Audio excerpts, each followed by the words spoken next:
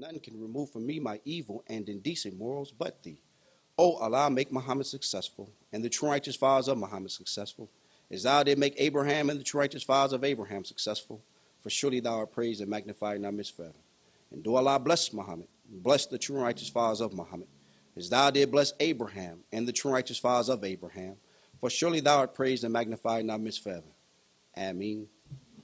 Brothers and sisters, you may be seated. I bear witness there is no God but Allah, and I bear witness that Muhammad is his messenger. I greet my brothers and sisters, the greeting words of peace of Assalamu alaikum. Assalamu alaikum. How the believers feel? All praise is due to Allah. Dear brothers and sisters, on behalf of our Western Regional Representative for the Honorable Minister Louis Farrakhan, Minister Tony Muhammad, and on behalf of all the regional laborers and our local representation, we want to welcome you out to the Long Beach Study Group, and we want to give yourselves a round of applause. I know some of you came from long distances. Give yourselves a round of applause. Brothers and sisters, we're happy, very, very, very happy to have you all out this morning, and I know that you are very excited, right? You're very excited, very happy to be out right now. Is that right? Brothers and sisters, for those of you who are out for the first time, anybody out for the first time, never been to any of our meetings before. We have our sisters in the front. Give our sisters a round of applause. Our brother in the back. Wait a minute. I don't think these brothers and sisters came out for the very first time. So everybody on Pacific Coast Highway should know that we are happy that our sisters and our brother came out for the very first time. All praise is due to Allah. For those of us who are out for the very first time and those of us who ain't been around for a long time, you may be unfamiliar with our search procedure.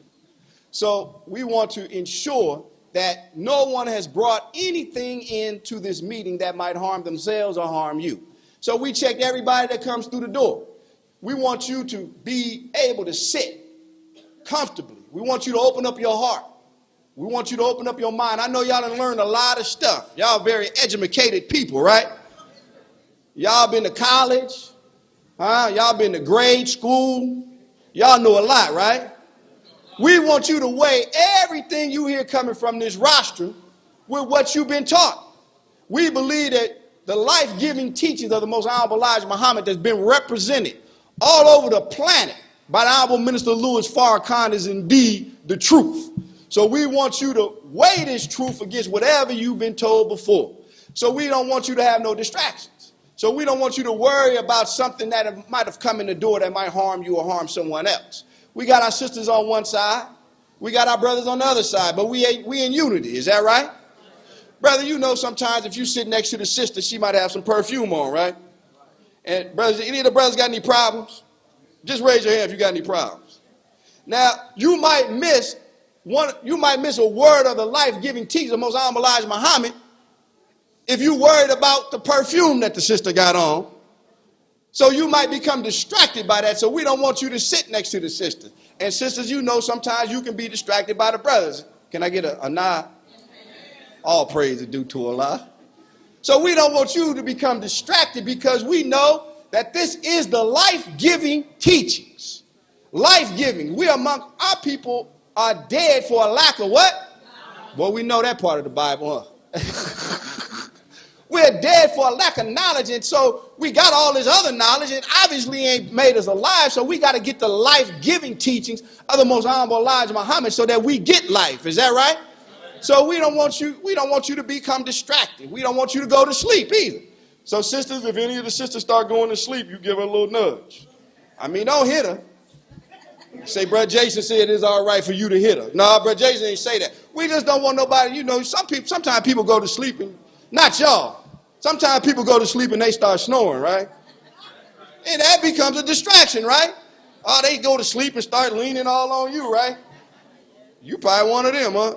We don't want you to go to sleep because when you sleep, it ain't like when you was in school where you thought you could play a tape recorder when you had a test and you figured, but you didn't study for the test. You just going to play a tape recorder while you sleep thinking you can just take everything in while you sleep. That ain't how it works. You got to be wide awake. So if you and I want to change our condition, how many of us really want to change our condition? I got both my hands up, brother. We got to change our condition. Is that right? Well, whatever we know up to this point got us in the condition we're in, right? So if you want to change your condition, then you got to open up your heart and open up your mind to allow a word to come in and help you change your condition. Is that right? Y'all all right? I know it's Sunday morning. Y'all wasn't the group that was at the club last night, right? Y'all ain't that group. For some of y'all that might be, it's 10 o'clock. Some of y'all might still be a little groggy, right? My job is I'm like an appetizer, you know what I mean? You go to a restaurant, you get a little appetizer to wake you up, you know what I mean? I like to see smiles on your face. I don't like to see people just kind of nodding, You got to be alive. You got to be up to date. God came in the person of Master Farad Muhammad to raise us up. I mean, you got to keep that always on your heart and your mind. I know you got bills out there. I know you got problems. But God came to raise you up. He showed how much power he got because he left a man, the most honorable Elijah Muhammad. So you and I should be excited today. We should be smiling today. We should be happy today. Happy Easter. Brothers and sisters, what I like to do now. So we got to meet. You in for a treat today. We ain't going to see you on no Easter egg hunt. Yeah, you've been hunting for Easter eggs for many, many years. You ain't yet. Huh? But you in for a treat today because we got a brother in the Los Angeles area, because this is a Los Angeles area. Compton, Long Beach, this is Los Angeles area, right? So we got our brother visiting from Washington, D.C. So you in for a treat. Woo! Y'all in for a treat today. But before you get to the treat, you got to have a little appetizer to wake you up a little bit. You know what I mean? You got to be ready for the main course when it comes. Is that right? So what we're going to do now, we're going to bring on a hard driving. When I met the brother, he was hard driving, hard working. Some of y'all know him. He used to be the regional captain. Then he went from being a regional captain to a minister in San Diego. Y'all know brother minister captain. Sometimes I get it all messed up. Because I knew him as a captain. So I always don't want to say brother captain. Then I got to change and say brother minister. Then I get it all twisted. I'm brother minister captain. But y'all know him, right? So I want y'all to show some love for our brother. Is that right? How y'all going to show some love? I'm sure if y'all had $1 million, he'd take it. Would you take it, brother minister? Brother minister captain? You would? I don't know if they got $1 million, so you don't mind if they applaud for you, do you? Y'all should show your love for a hard driving soldier. Brother minister, you bring him on with a warm round of applause.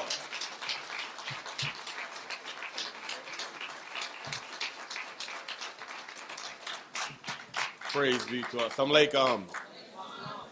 In the name of Allah, the beneficent, the merciful, we forever give him thanks and praise for his goodness and his mercies to the human family.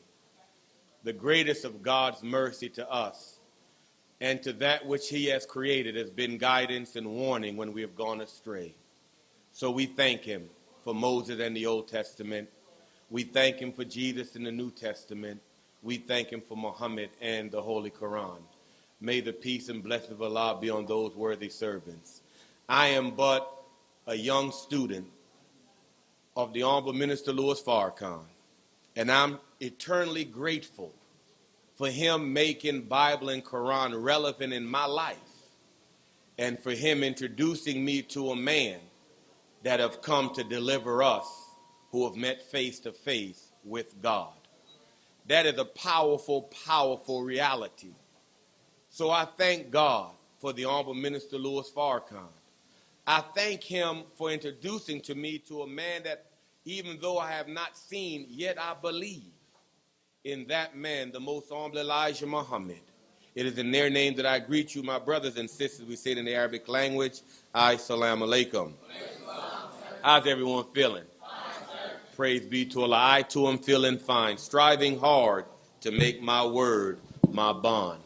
Let me thank Brother Minister Jason Muhammad for his kind words and just a hard worker.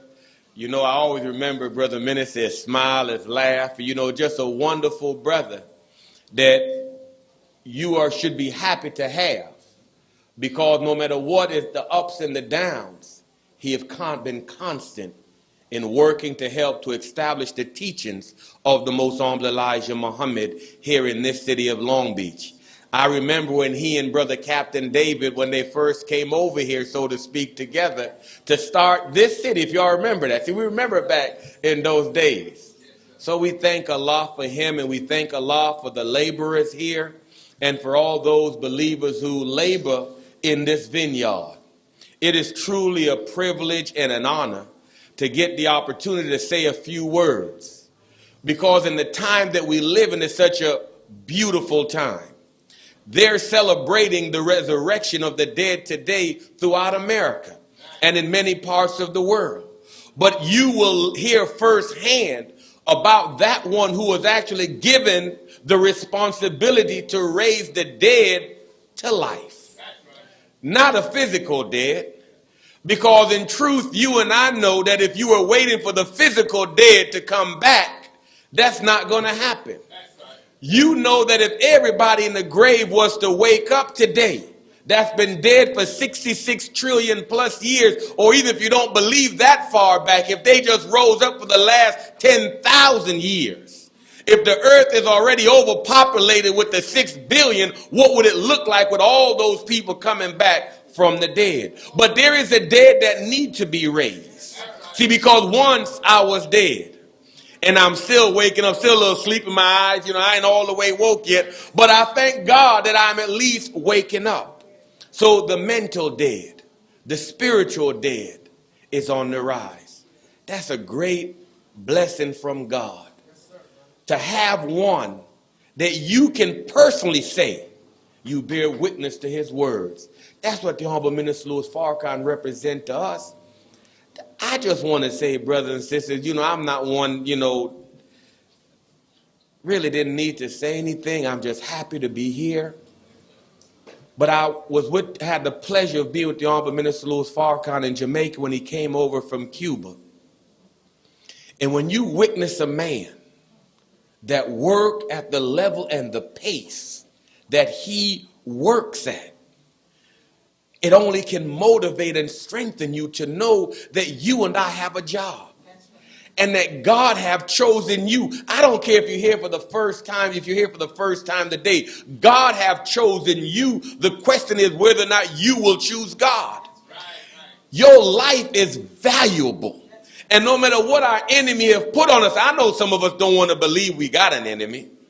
I was at a church at a meeting yesterday, and they want to tell me how, we lose when we hate our enemy. Well, I'm sorry, I got to hate my enemy. I don't have no love for my enemy, because as the minister taught us that God hates, and he hates with a perfect hate. Come on, bro. You see, so you don't hate no individual, but you can't love a behavior that is contrary to that which God hath given to us. So unless you hate that, then how can you change it? Until we come to hate the dark side of ourselves. See, I used to have to hate drinking. You know what I mean? I had to get to the point where getting hung over the next day just didn't make it. I had to get to the point where I got tired of hiding from smoking the cigarette that was killing me. I had to hate what it was doing to me for me to start to see the full value of it. I had to hate being broke. You know what I mean? If you don't hate being broke, then you will never be able to really start realizing that there's joy when you have some money. So if you and I don't hate the condition that we're in, it's not for the next person to tell you how good or how bad you're doing. You and I already know that within ourselves. You know what point you are in life. So I just thank God that the minister gave us self-improvement. And I'm telling you that are here for your first, second, or third time, or those of us that have been here for many years, we just still on a journey. We just still a traveler trying to get to the goal that God has set for your life and for our life. That goal is perfection. Most people want to tell you, even though they're celebrating the Savior today, they'll tell you can't be perfect. Well, if somebody tell you can't be perfect, then in your mind you said, why do I need to change then? I'll always be able to accept a little bit of flaw. I mean, I am 99%. Now, but God desires 100%. And if we can submit to him, then we see the value. So when we were with the minister, he said to me, he was talking to about 3 or 4 ministers, and Minister Akbar he said, we don't afford to be off, not even a little today. we were coming up and my wife was mentioning the article that was the minister or Brother Jabril was talking about dealing, I think, or Sister Winnie Mandela, one of them dealing with love and just responsibility. We are but the sum total of the decision that we make. I don't have no fiery get up in. I just don't have that in me right now because I'm taking an internal journey. Because when I look at that man and the sacrifices that he's making, that made me go back and think about me, where I am. What am I doing to help him? What am I working on to make myself that which God came to make me? So when he said we don't afford to be off, not even a little, unless we could be brutally honest with ourselves, then you will never be able to fully grow and to get where God wants you to be and what he has for you. Because you see, he have come for you. See, that's the beauty about what we got.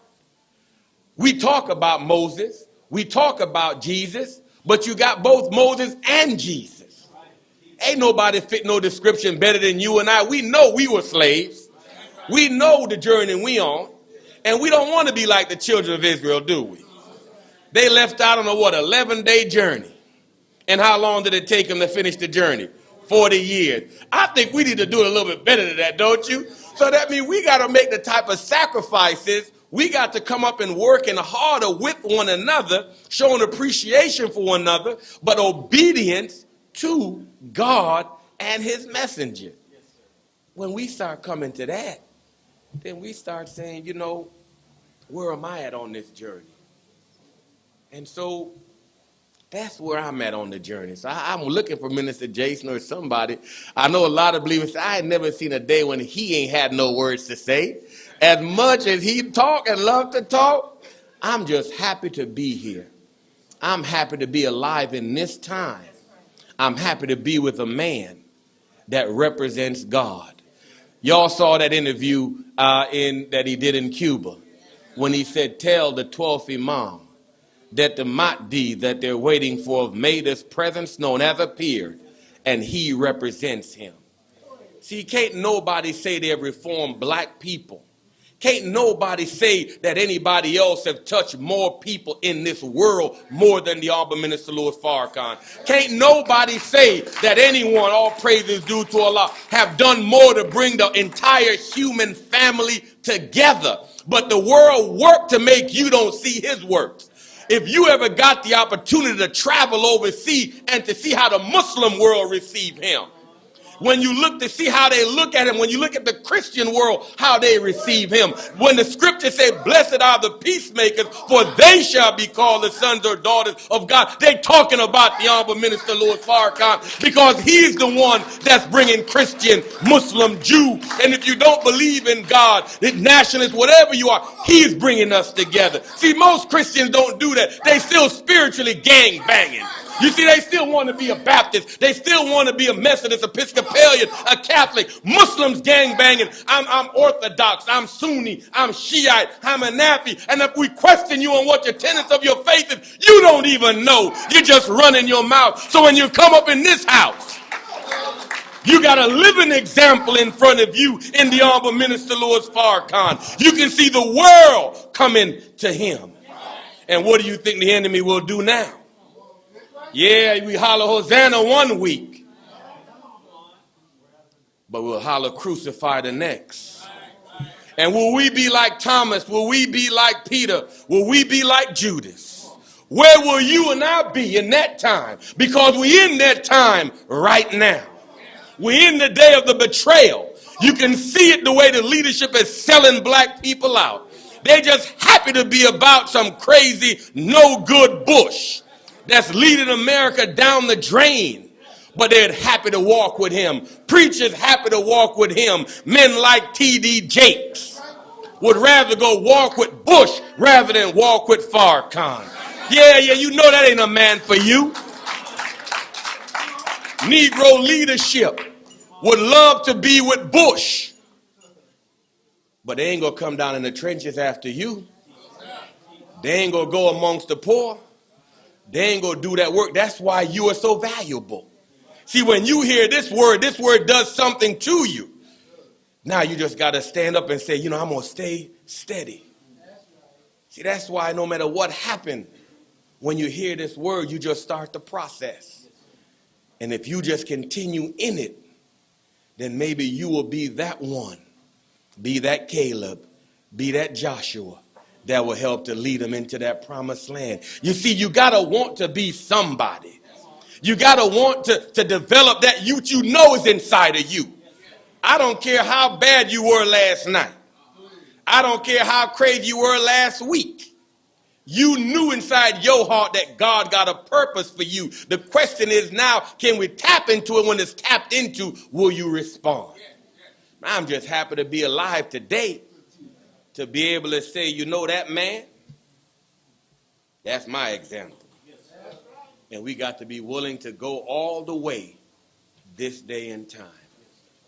And that's just where we are, brothers and sisters. So I just want to thank Allah for these few moments, just for coming to hear Minister Alim. I thank him for our regional minister, because the devil is constantly trying to sift us. And when you have men that stand up and lead, it ain't easy leading not just the community. That's a job in and of itself. But when you talk about leading black folks, who rather the wealth that Satan have, even though it's being destroyed. And as the scriptures say, hard to lead in the right direction, easy to lead in the wrong direction, stiff-necked, hard-hearted, and rebellious. You don't got to go outside your family to find that. Hell, your husband was stiff-necked, hard-hearted, rebellious this morning. You tell him, baby, we got to go. We got to get there on time. He said, we get there when we get there. Minister Alim ain't going to be there until about 10:30, 11 o'clock anyway. You know how it is. You try and tell the children to hurry. They say, so don't look outside about stiff-necked, hard-hearted rebellion. Matter of fact, you had to have a conversation with yourself this morning. Alarm clock went off. You told that person you was coming. And all of a sudden the time was approaching. You talking about just a few more minutes. And the voice said, no, girl, no, boy, get on up out the bed. You got to get showered. No, let me turn the water on, let it warm up for me. I just skipped coffee this morning. You don't have to go too far to find stiff heart and rebellious. We found it in ourselves this morning. So when you talk about hard to lead in the right direction, easy to lead in the wrong direction, all we got to do is look at ourselves. And if we would concentrate on self and make self what self is supposed to be, just imagine what the connection with God would be. Thank you for listening. I bring my brother, my friend back, and the minister of this wonderful mosque, Minister Jason Muhammad. Assalamu alaikum.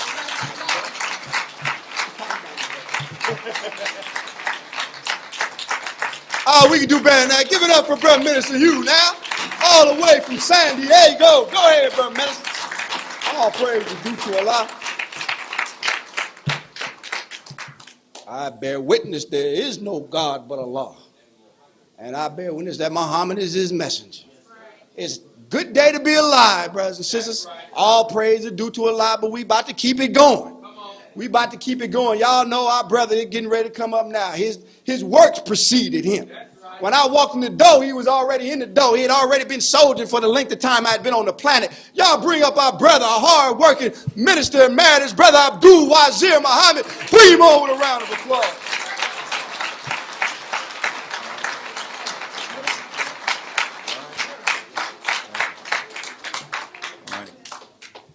Bismillahirrahmanirrahim. I bear witness that there's no God but Allah came to us in the person of Master Farad Muhammad, our Savior and Deliverer, Universal King, Lord of all the worlds, the God that was to come. He has come, and we thank him. Not just for coming 9,000 miles, but we thank him for searching America and finding one in America in the person of the Honorable Elijah Muhammad. And then taking him and teaching and training him for near 3.5 years, depositing the mind of God in the mind of his messenger at that time. A man in transition, the Honorable Elijah Muhammad, who now has become the resurrected Christ. a man that did away with all of the ills that the devil had done to us. Not gone yet, but they're on their way out the door. A man that loved us more than we loved ourselves and gave 44 years of his life just to see to it that you and I got the truth and that God brought this country to the point where they were going down and we were coming up. We thank God for his labor and his love. And we thank him for the manifestation of his love in preparing one to stand with us in his physical absence from us in the person of the Honorable Minister Louis Farrakhan. He had a long, long journey and a tough road to hoe. His mission is in two parts. 44 years was among us, and then after that, he was resurrected and exalted to the position of Christ, and right now he's calling shots, and that's what's bringing things down. We do thank him for the manifestation of his love, for us not wanting us to be without a leader in these dark days that are in front of us right now. So he prepared a student in the person of the Honorable Minister Louis Farrakhan to stand in his stead or in his place or sit in his seat in his absence. And you and I should thank God and thank the Honorable Elijah Muhammad for Minister Farrakhan. Now let's get to it. In their names I greet you, my brothers and sisters, with the greetings of peace in the Arabic language. Assalamu alaikum. Everybody all right? Yes, sir. Is that Brother Johnny over there? I thought that's who he was. You know, welcome home, brother. Brothers and sisters, we are today in for quite a treat. And it's a blessing to be alive in this day. You know, I was tripping back down memory lane, and I was remembering when I first started teaching Islam. It was something I wanted to do from the very first time that I stepped in the building. And when I got the opportunity, I saw how unprepared I was, because there were new brothers and sisters that were sitting here. They had been brought in off the street, and they really were coerced to come, but they didn't have much time to stay. They had some foolishness to take care of. They wanted to go smoke some weed or something, you know. And I thought I was loaded. You know, I had my gun, and I was going to shoot it. But when I got there, I talked so soft or low that couldn't nobody hear me. And when I went to write on the board, I wrote so light, couldn't nobody see it. You know, and while I was tripping back and what I thought about it, I heard a lot of noise. And, you know, because of the fact maybe we're not prepared, then we would request everyone to be quiet and be attentive and to listen, not to me, but to those who are coming behind me. We're in for quite a treat, and before we get to the treat, we're always treated by our regional minister, Minister Tony Muhammad. And I kind of want you to really be quiet, because although he may talk loud and you really can't hear it, he's a very special person with a very special message, and was put here over the Western region at this time for a very special reason. One of the things that I know about him is he tries his best to stay in contact with the word, either directly from the mouth of the Honorable Minister Louis Farrakhan, or from reading or listening to the tapes. What he tries to convey to you is the exact instructions that the Honorable Minister Louis Farrakhan gives to him for you. At this time, that's very important. See, we all love Minister Farrakhan so much, and we respect him so much because he has in fact earned that love and that respect over time. You listen to me? Yes, sir. It's hard to get the respect that is necessarily needed, because to some, you have to go down that road 50 years and have to be so great in your activities that you causing the whole world to bow at your feet. The Honorable Elijah Muhammad promised Minister Farrakhan that he would attain the highest degree of success in this world's life. I bear witness, he there right now. Are you listening? Now, our respect for Minister Farrakhan is a given. And our love for him is a given because he's given over 50 years of his life getting us in shape, standing up for us when we didn't know how to stand for ourselves. And then he had all that time close to the Honorable Elijah Muhammad and was trained by him for the job that he's doing right now. He was called into existence by the Honorable Minister by the Almighty God Allah when he was in the womb, before he was even born. You understand what I'm saying? So he was prepared, a man, to do that, but now we're talking about a man that was prepared to do something, and you may not be ready for it.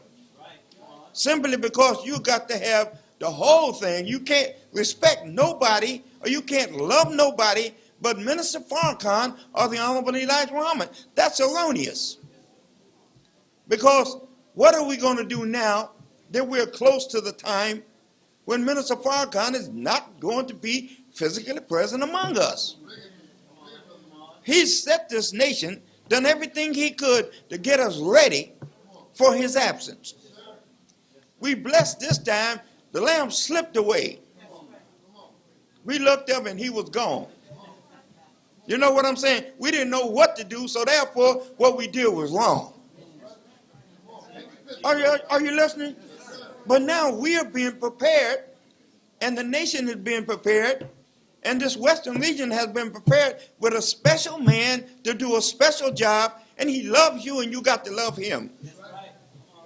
So I'm talking about this man who's going to talk about a man who's coming later on. The man who's coming later on, if you were like me, 74, and have issues. Oh, Lord, we have issues, right? I had the opportunity of being examined by him, and I feel good because it looked like I might live. You know what I'm saying? I mean, just listen to me. But here's a man, and I'm not introducing him, but I know something about him. We've been laboring for a while. When I came back from finishing school, and Allah blessed me to get back into the work, I had the opportunity to meet this brother, and what came to me was, this is what the minister of the future is going to look like. Because he was so much smarter than myself, looked so much better than myself, and he was bringing to the table something that I could not bring it because I didn't even have it. That's the man we're going to be talking, who Minister Tony is going to invite or introduce to you. One thing I know about him, and I'm going to say this, is most of the time when you see him, he got on some color green suit. Now, I just want to say this because you may or not know it, but green is a sign of life. Did you know that light and the green color strengthen sight? Let me bring Minister Tony. Come on, man. Assalamu alaikum.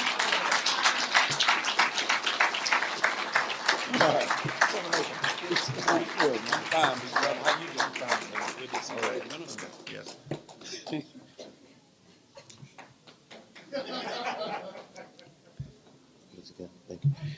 In the name of Allah, the Beneficent, the Merciful, I bear witness that there is no God but Allah, who came to us in the person of Master Farad Muhammad, to whom praise is certainly forever due. We thank Almighty God, Allah, the one who is the creator of all things. To him, who is the revealer of all the wonderful, great, and sacred truth. You and I, if we live to be 1,000 years old, we couldn't thank Allah enough for just giving to us Abraham. Abraham, a mighty warrior for God, the father of the great philosophy and knowledge and truth that there is but one God. Abraham, the one who ridded, we thought, this world of believing in more than one God. Abraham, who was raised at a time where people was bowing to statues and stones. God spoke to Abraham and gave him the true knowledge. And when men was worshiping and talking to statues, and when they went home at night, Abraham pushed these false gods over and broke them, the big one. And when they woke up the next day and wanted to know who did this to our God, Abraham said, ask him. And just a simple truth start erasing falsehood. So the Quran says when truth is hurled at falsehood and knocks out its brain, and that's what you're seeing today. And we thank God because after Abraham, Satan still was at work. We thank him for Moses because Moses was brought with a rod called the Old Testament at a time when people was in bondage believing in a Pharaoh, and Pharaoh had become God besides God in the people's life. And Pharaoh had a certain people in bondage called the Israelites.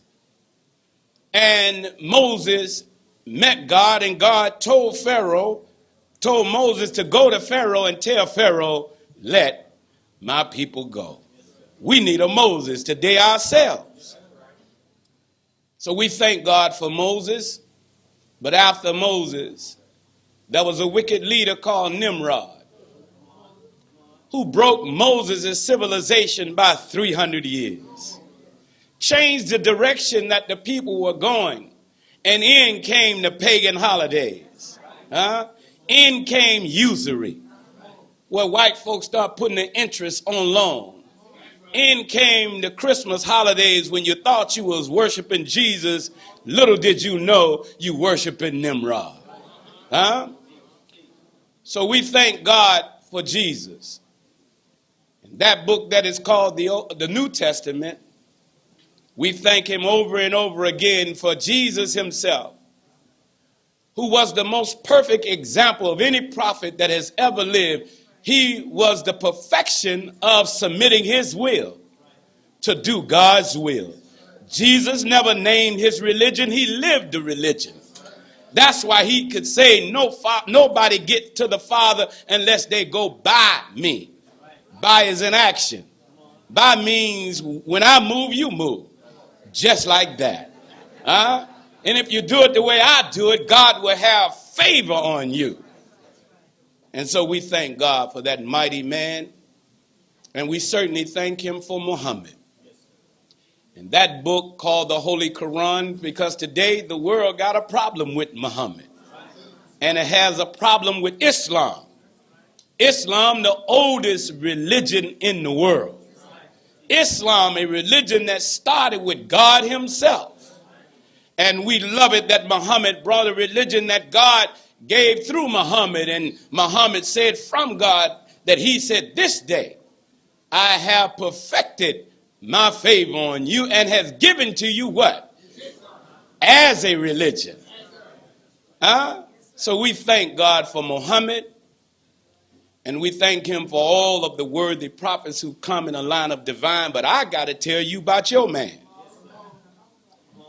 A man that Jesus saw coming in the future. We thank God that he came and visited America.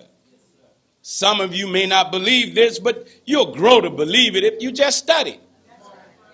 And if you just stay on the course. For God came to us in the person of a man. So on July the 30th, I'm sorry, it was the 4th. I just wanted to see if the Muslims was up.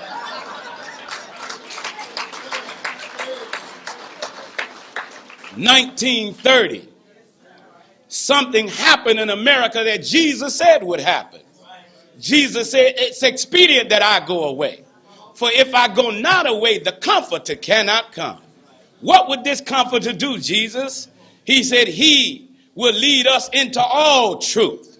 Wait a minute, Jesus, didn't you have all the truth? He said, no, it's much I can tell you, but you can't bear it right now. It's going to come at a time called the end of days. And when the spirit of truth comes, he will guide you into all truth. Well, how is he going to come, Jesus? He's going to come in sinful flesh to condemn sin what? So Master Farad Muhammad came looking like a white man, but he was actually a brother. In 1930, when Negroes was worshiping white folks as God. Which direction is he coming, Jesus? He going to come from the east to the west, seeking to save that which is lost. There is nobody more lost than black folks and brown folks and red folks and the yellow man. What about the white man? We don't care about him. We don't worry about him. Y'all don't like that part, huh? Some of y'all must be sweethearting with crackers. Y'all all right? Isn't it good to be in a place where they don't care about white folks? I like this place. Oh, we thank Master Farad Muhammad, for in the book of Deuteronomy it reads, and when they find him, they're going to raise one from among them, and he's going to be like Moses. The Honorable Elijah Muhammad is that man. He did not have a formal education, but what he was taught, no scholar, no preacher.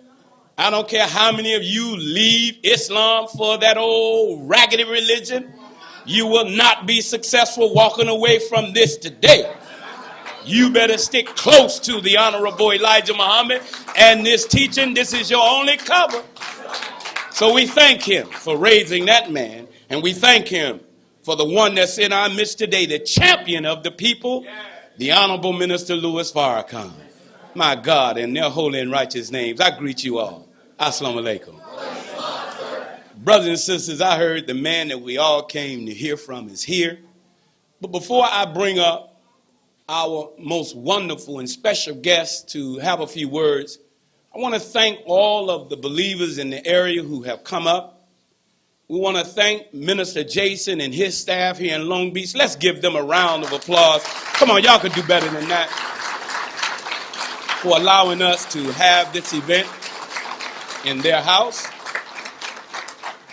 We want to thank the wonderful believers from San Diego that made that long drive up. Minister Hugh and his wonderful staff out of San Diego. Want to thank Minister Kareem and the believers from the mighty Inland Empire. Give them a round of applause for being with us today. From the chocolate city of Compton, California, Minister Samad and his wonderful staff. Let's give them a round of applause.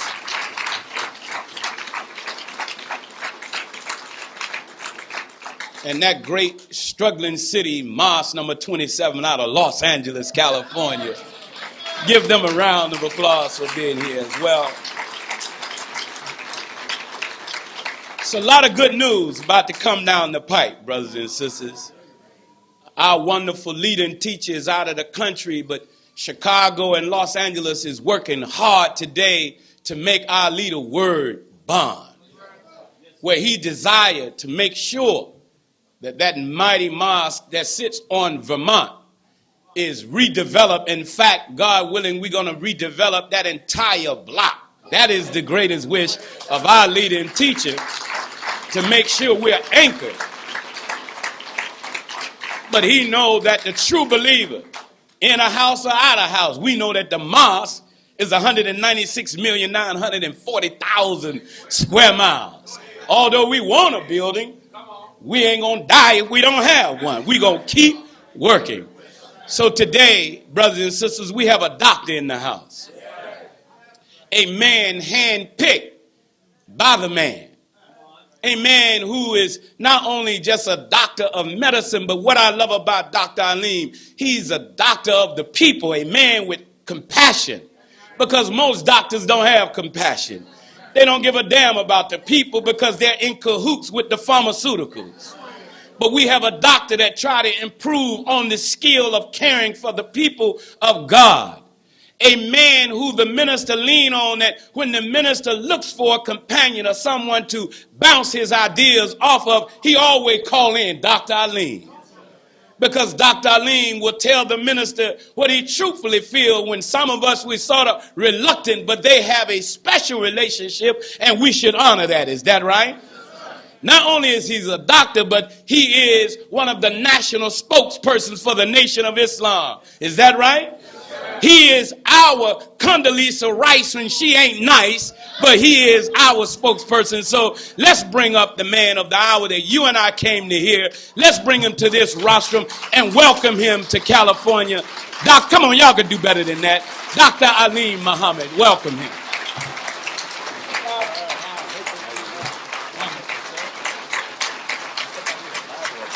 You need a Bible? We need a Bible.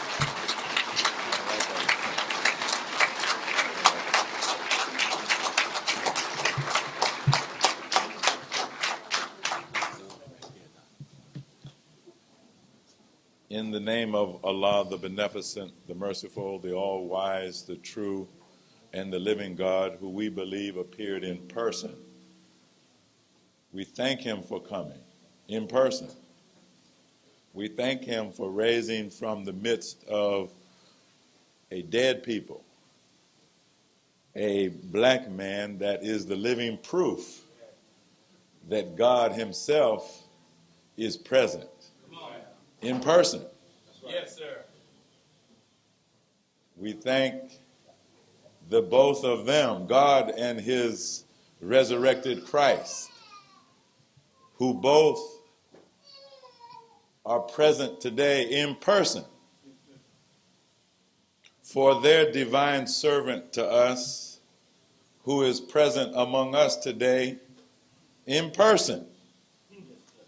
We speak of the Honorable Minister Louis Farrakhan. Yes, sir. The three of them today are present with us in person. Yes, sir. Although there are many who are in doubt about it and consider it controversial, Right. and even blasphemous to assert that God is present in person. Come on. But then what do they know about it? Right. They're just jealous because God didn't come to them. They don't know anything about it. Right. He came to us. Come on, God. And we're eternally grateful Yeah. for his coming in the person of Master Farad Muhammad. Come on. There's no mystery who it is. That's right. The Honorable Elijah Muhammad is no mystery. Yes, sir. We know who got the black man and woman up in America. It wasn't Stokely Carmichael. It wasn't Martin Luther King. Come on now. But the man who breathed the breath of life into a dead nation is the Honorable Elijah Muhammad. No mystery in that.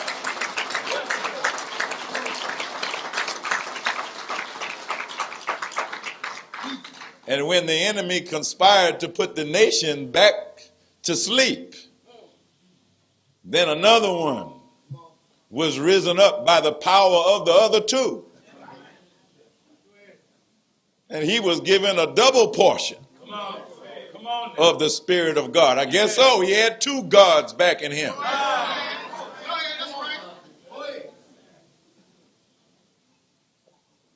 See, that sounds too much, but it's not. It's just enough. And we know that this one is not a mystery either. We're talking about the Honorable Minister Louis Farrakhan, the most famous Muslim in the world. That's right. Make no mistake about it. He is. Yes, he is. All praises due to Allah. Oh, he's popular. Even among people that don't necessarily like them other Muslims, they like this Muslim. Yes, sir. That's right. See, they might call the other ones ragheads and all kinds of other derogatory names, but yet if the announcement went out here in Long Beach or Los Angeles that the Honorable Minister Louis Farrakhan was coming to town, it wouldn't just be the Muslims who would get excited. That's right. The whole world would get excited. Yes, sir. And they would try to be there. So it's in their names, those three great names. See, we're such a lucky people. Yes, sir. We don't just boast of one, but we got three. And any one of the three is greater than anybody else that you can name among any other people. We are lucky today. We are blessed people today to have these three. We could call them the Holy Trinity, but I won't go that far because that might cause confusion. But we would have a better explanation of the Holy Trinity in that sense than the other Holy Trinity that we heard about. So how's everybody today? Fine, sir. I too am fine, giving thanks and praise to Allah, working hard in his name, trying to make my word my bond. And I'm happy to be here, not because it's Easter. I'm happy just to be alive at the time of the resurrection of the dead. All praise is due to Allah.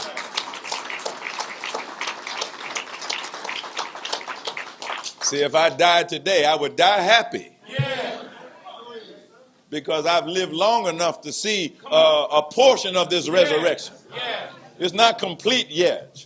But the part that I have been alive to witness personally is enough that if I died today, I would die with a smile on my face. Because I see the imminent doom of our enemies. And I see the imminent rise of our people.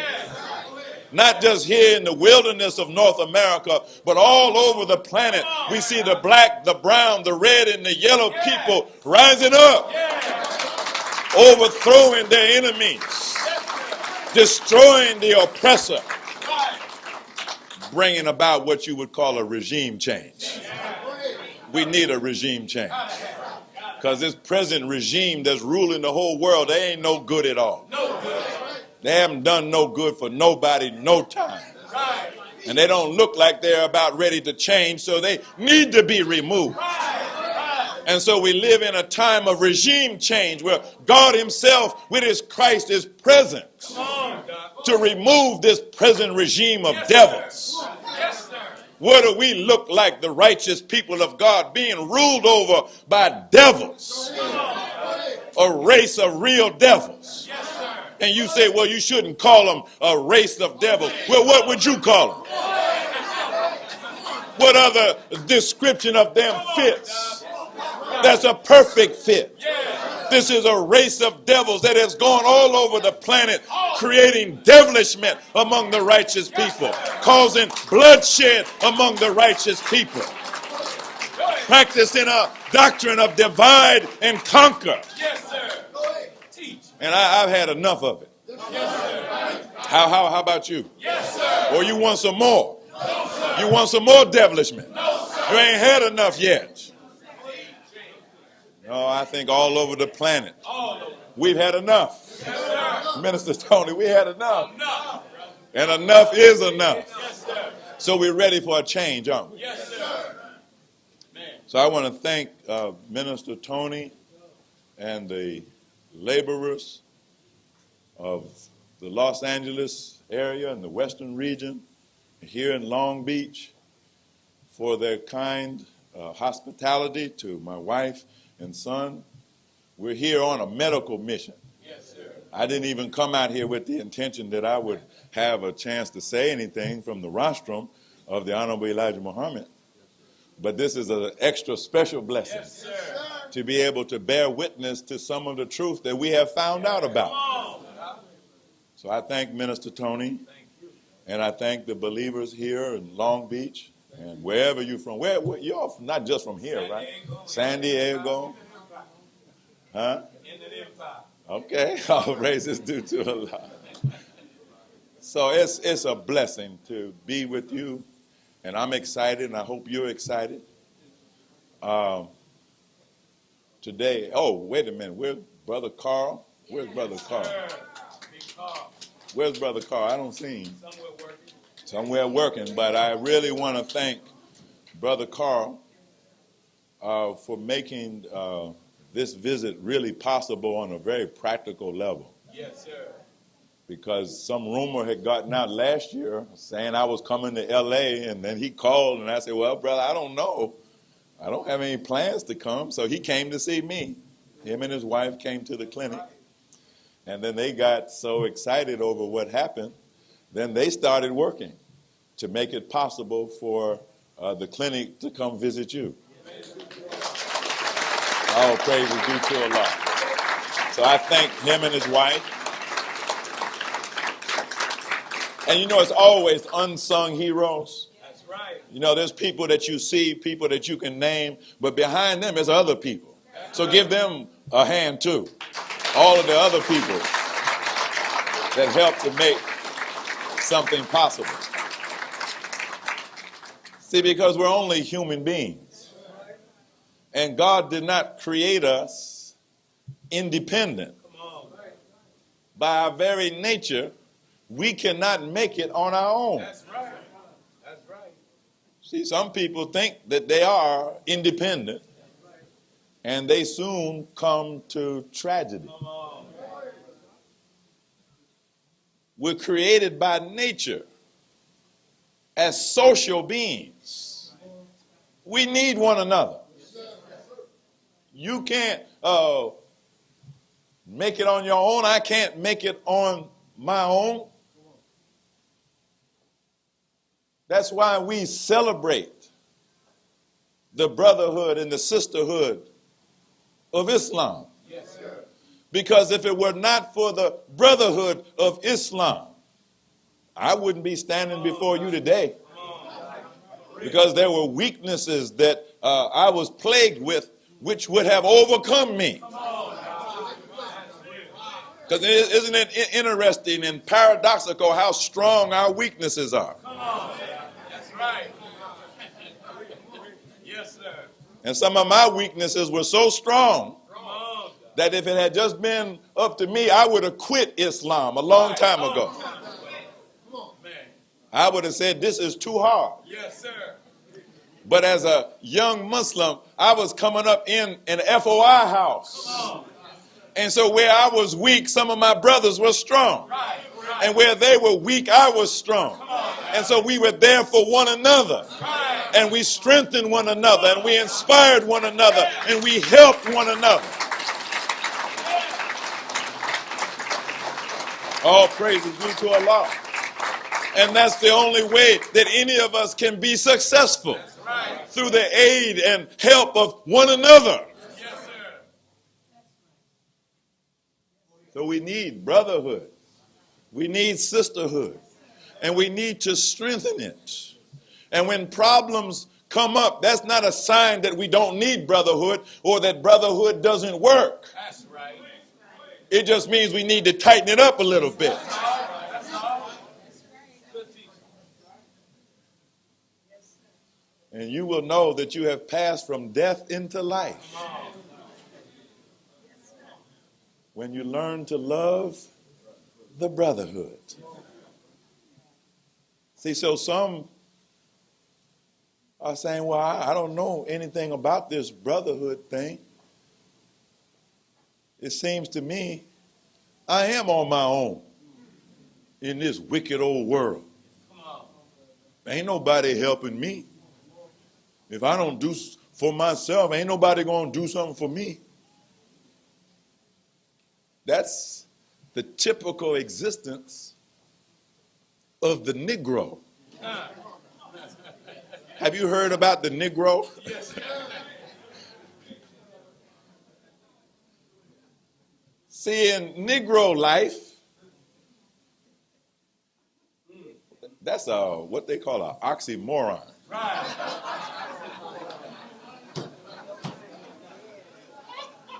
Do you know what an oxymoron is?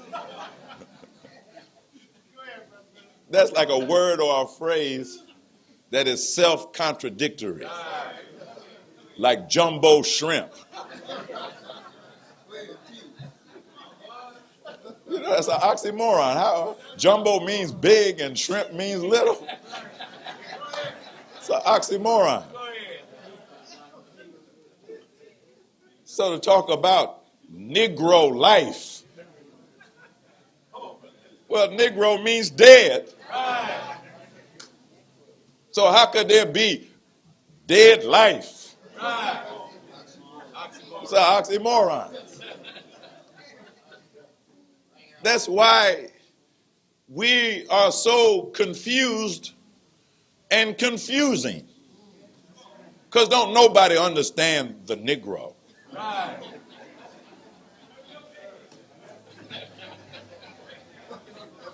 Even the Negro doesn't understand the Negro.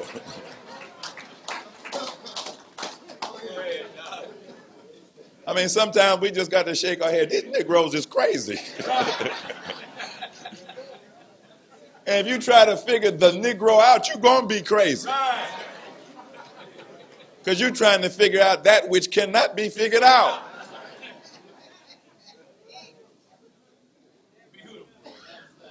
As a matter of fact, if someone were to show up with the solution or the key that unlocks the mystery of the Negro, that would be proof that must be God. Because nobody but God could understand this Negro in the wilderness of North America.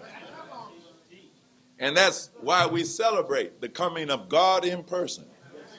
Because he came with the solution for the Negro.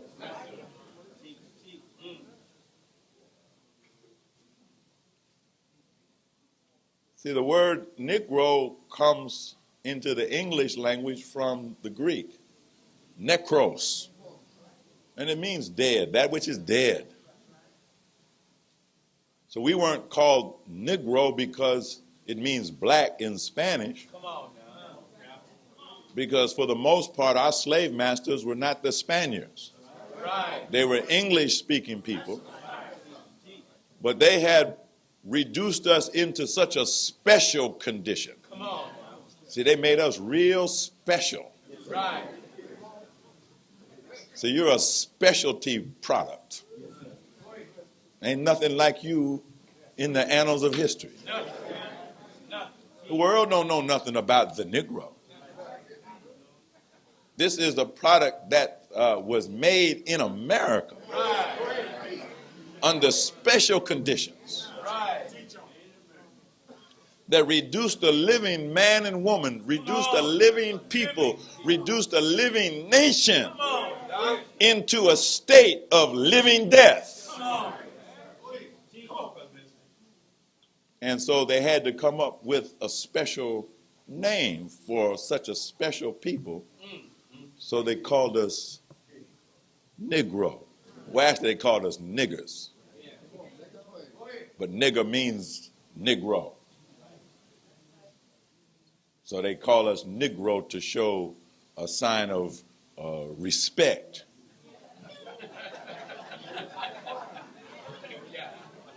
Well, you know, you're supposed to respect the dead. Somebody died, they lay them out. You're supposed to come by and pay your respects.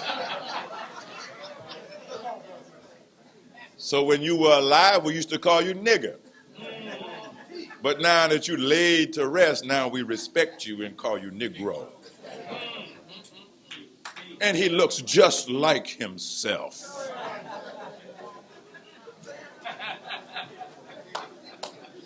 See, that's us. We look just like the original black man and woman of the planet Earth. We look just like the mothers and fathers of civilization. We look just like those who built the pyramids. Just like that dead man laying in the funeral parlor looks just like himself. But the thing about it is, he's dead. And he ain't building pyramids. He's not building civilization. He's not doing anything for himself because a condition of death has overcome him. See, this is sort of like a moribund teaching here, isn't it? Talking about death. Who wants to hear about death? Well, actually, just about everybody has an interest in death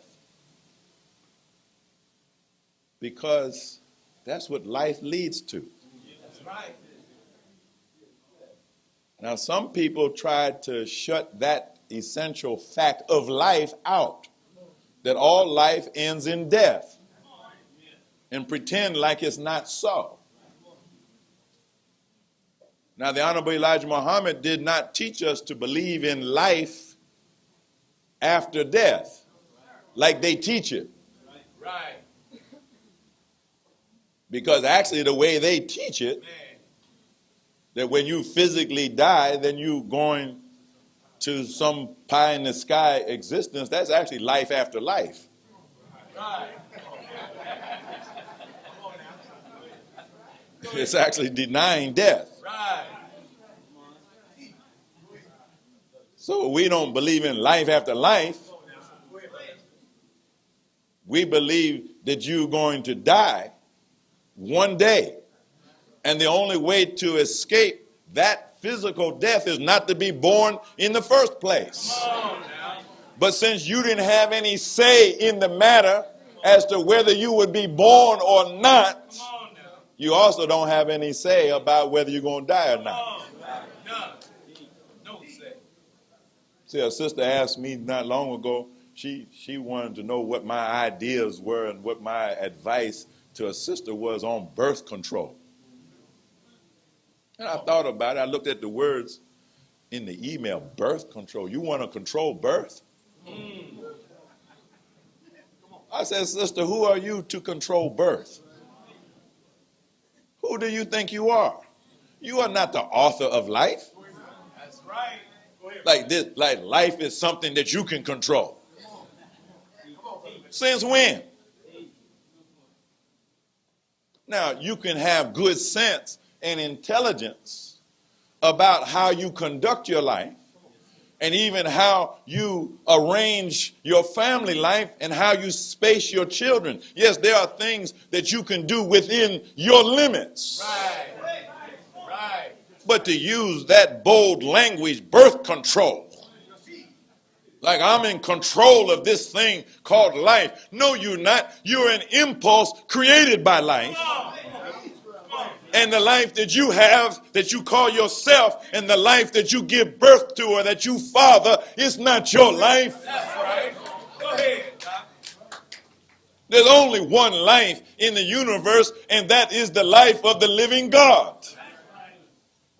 And you in your person, or you in your person, or me in my person, that's not who I am. That's not who you are. You are not the living God in the big sense. Come on. You're like a drop of ocean water. Well, in that drop of water is the essence of the ocean, but that's not the ocean. Right. So in you is the spark of life. But don't confuse yourself as to thinking that somehow you are the master of life or the controller of life. You are not that. So you and I were brought into existence through a force and a power called life that we are not the master of. We did not author it. We did not give life to ourselves. We are not self-created. If you ever want to find a crazy person, go find somebody who is searching their mind for their purpose in life. That you have found a crazy person. A whole lot of nuts out here like that. Yes, sir. They're going through changes. I'm trying to find myself. Well, why don't you just look in the mirror? Where did you think you were? You're right here. Go ahead. But you confuse yourself because you think that the purpose or the meaning of your life is somehow within you. Well, how could it be within you since you didn't originate yourself? If I want to find the purpose and the meaning of this building, I would have to try to find out who's the architect. Right. What idea did he have in his mind when he drew out the drawings for this building? Well, I start tearing down the walls looking for the purpose and the meaning of the building. Somehow it's hidden somewhere. Right. Got to tear it up to find the purpose and the meaning of my life. No, you're tearing yourself to pieces. Right. And you're taking more on yourself than you should. Why don't you just realize that you are the creation of a beneficent God? Right. Right. And if you need to know the purpose and the meaning of your life, why don't you just ask God? Right. That's right. You asking everybody but God. You think your mother knows why you're here? You think your minister can tell you what your purpose of life is? You think that you can sit down and talk to one another and come up with the purpose and meaning of your life? You're just wasting your time. You think you're going to find it in a book? You think you're going to find it in an educational institution? Do you think you're going to find it in material possessions? No. You'll never find it in any of those places. You have to ask God. What's wrong with asking God? He's a nice guy.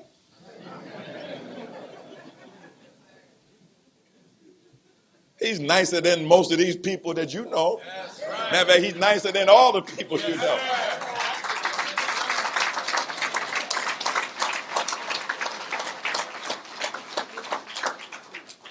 You keeping company with thieves and robbers and liars. Yes, sir. All kinds of mean-spirited and hateful people. You work on a job talking to devils all day long. Right. Live in neighborhoods full of criminals and hoodlums and gangsters. Right. People that don't mean nobody any good at all. And you don't mind talking to them. Come on. Come on.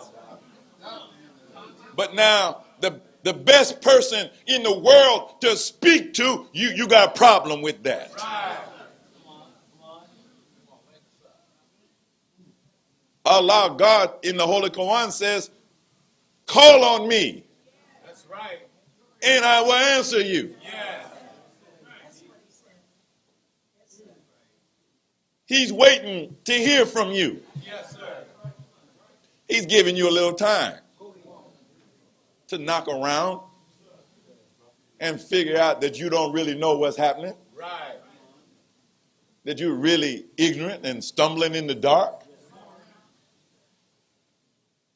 He's assuming that after enough knocks on your head and hickeys and broken bones and pain and suffering, that you would get to the point where you would realize that you don't know what the hell is going on. Right. Right. And that you don't know what life is all about. So then, at that point, you would ask the author of life, could you explain to me the rules of life? Because evidently I've been breaking all the rules and doing all the wrong things because look at my condition.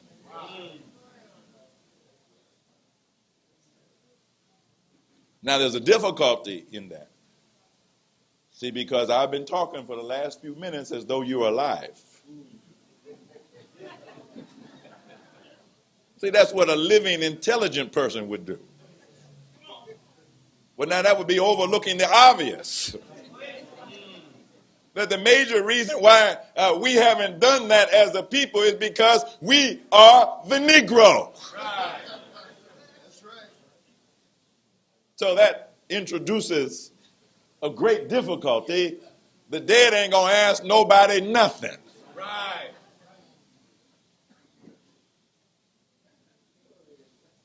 Is everybody all right? Yes, sir. See, this is Easter Sunday. That's right.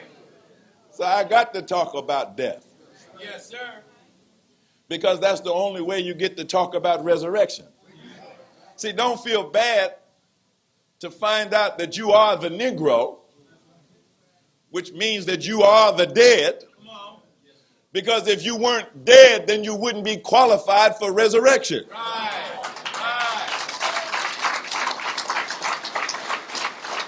All praise is due to Allah. See, that's why God had to come himself. Because you and I are dead. Yes, sir. And if he didn't come, then there's no way we could get resurrected. Okay, that's right. So the Bible says, as the lightning shines from the east unto the west, so shall the coming of the Son of Man be. That's right. Wheresoever the eagles are gathered together, there also is the carcass. Right. In other words, there also is the Negro. Right. Under the American eagle. Right. Dead as hell. Dead. Go ahead. Being guarded in his tomb. Right. By the American white man. Right. Absolutely. In the Bible, they said they put Roman soldiers there. Well, modern Rome is called America. Right. And they got soldiers guarding you all over America. Right. You can't walk 15 feet without a policeman looking at you. Right. That's right. Riding by looking at you. Right. Well, where they keep looking at you for? To make sure you're still dead.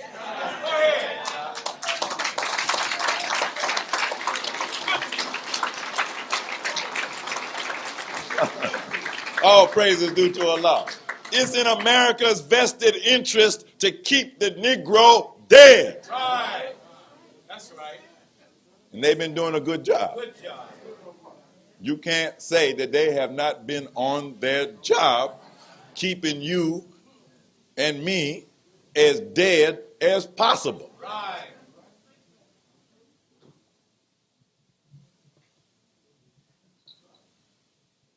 So be glad you're dead. Be happy and rejoice that you are a stinking carcass with rotted flesh. In other words, death brings about a degeneration of all systems. Right. You have what is called decomposition. Right. Disintegration. If a body stays dead long enough, pretty soon it loses all its form. That's right. It loses all its shape, loses all of its function, loses all of its structure. Come on.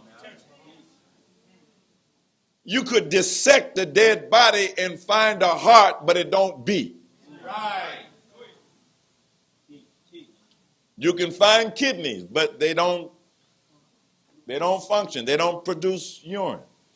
The liver's there. You can find the remains of it. You can find the shriveled up brain. To let you know that once upon a time, this person actually could think. Right. But they're not thinking now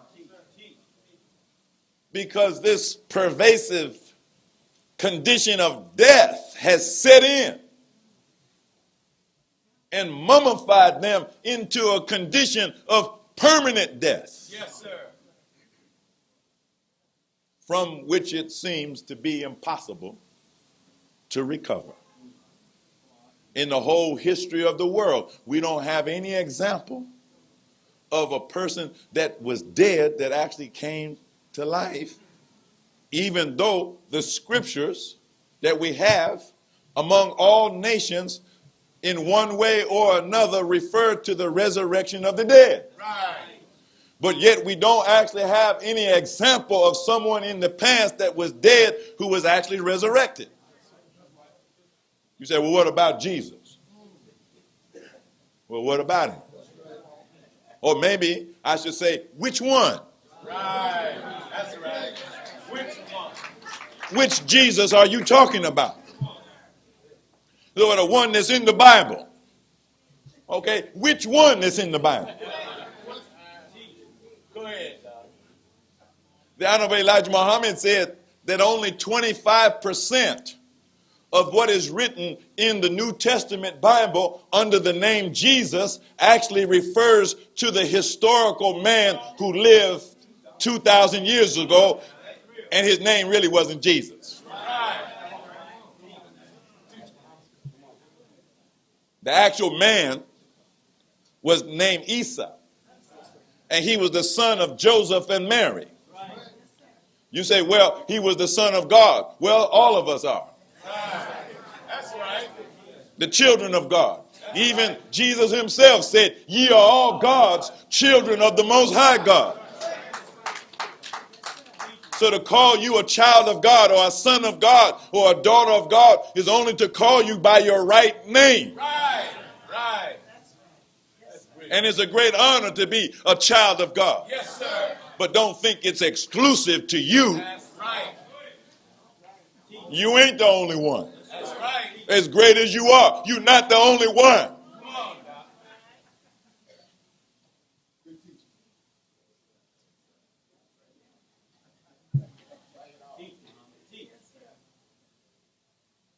See, this nation that we have on the earth today, we all got funneled through the father of the righteous, a man from Iraq named Abraham. Right. See where they're over there now? Come on. Bombing with depleted uranium and doing all that devilishment. They're the same people that was creating devilishment over there during the time of Abraham. Right. More than 4,600 years ago. Just like you and I got to fight the wicked demons of our day, Abraham had to fight the wicked demons of his day. That's right. Absolutely. It was Abraham against Nimrod. Right. That's why you having Easter today. And isn't Easter such a big mystery? Yes, sir. See, which came first? The Easter egg or the Easter bunny? Ain't that a mystery? But Easter is actually named from Astarte. Right. And Astarte has many other names, one of which is Semiramis. She was the wife of Nimrod. Right. And Nimrod and his wife set themselves up Come on. as gods beside God. Yes, they did. Nimrod actually was guilty of the murder of his father Right. because he did not want to have to admit that he had a father, Come on. like some of you. See, that's part of what's wrong with you. You do not like to admit that you actually have a father. And whether you physically kill your father or not, You kill him mentally, emotionally. Right. And you're committing the same crime that Nimrod committed. Because whether you like your father or not, or whether he was a good father or not, nonetheless, that's your father. Right. Right. And you are to honor your father and your mother that your days be long.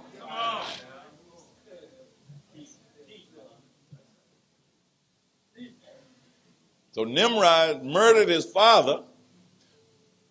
And I said Astarte was his wife, Semiramis was his wife, but she was also his mother. Killed his father, married his mother. And then claimed that he was the son of himself.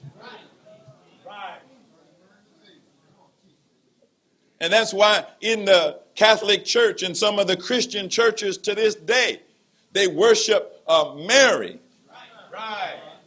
like she's a god. That's right. And this is part of the Babylonian mystery religion. And it comes down to us today in symbolic form through these different festivals that they hold, like Christmas and Easter. Right. Come on, Don. Christmas not being the birthday of Jesus Christ, but it's the birthday of Nimrod. Right. Right. Suck yourself in. And Easter has nothing to do with the resurrection of Jesus. Easter has to do with a fertility rite among the pagans from Nimrod's time back in ancient Babylon. Right. Right. So that's why you roll in the Easter eggs and in your Easter bonnet. Right. These are fertility rites, fertility ceremonies Right. among pagans. Come on. So that's what you have to decide today, whether or not you're a pagan. This is what Abraham, your father, had to decide for himself. He had to come to a point of decision. Is he going to be a pagan and worship creation? Or is he going to be a true worshiper of the Creator? See, those are the two choices. Yes, sir. Now, it's hard to worship the Creator, who you never see. You see what he created, but you don't see him. And so many people have fallen down to worship the sun because you can see it. Right. They point to the sun and say, that's real. Right. Come on. Or the moon, that's real. Or the stars, that's real. Or the earth, because it's so real. Yes, sir. Or a mountain or a tree. Or sometimes they put together little statues or big statues, for that matter. Because if it's a big God, then you got to have a big statue, Yes, right? sir. So you get you a big tree and you chop it up and carve it and turn it into some fearsome looking God. Right. Then after you make it up like that, then you bow down and worship what you made. See, that's paganism. Right. So you may have to confront your family over the issue of pagan worship. That's what Abraham had to do. His father was a pagan. Yes, sir. A big time pagan priest. He was Nimrod's top priest in paganism. And then here his son Abraham comes up in a pagan household and decides he ain't going for this paganism. Because he tried to worship the sun, but then it set. And here come the moon. He tried to worship that, but it set on him. All the stars rose, but then they set. He said, this can't be God.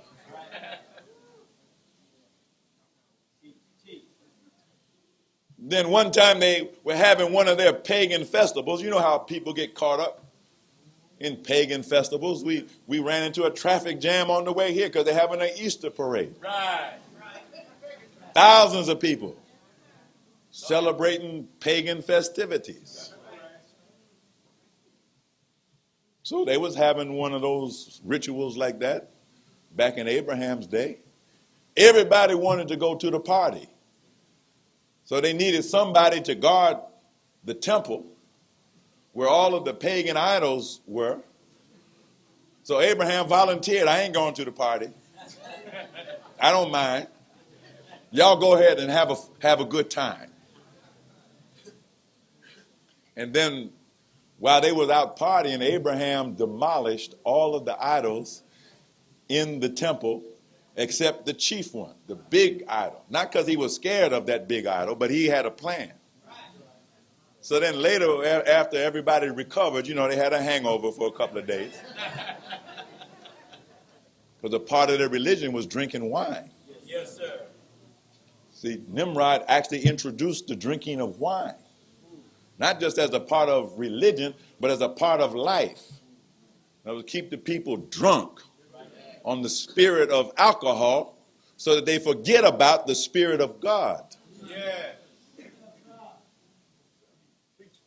So when they recovered and went into the temple to worship their idols, they were all broken. And then, of course, suspicion immediately fell on Abraham because he was the one that was supposed to be guarding the temple.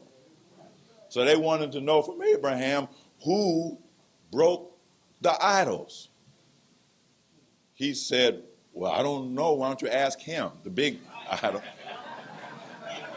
He must have seen the whole thing.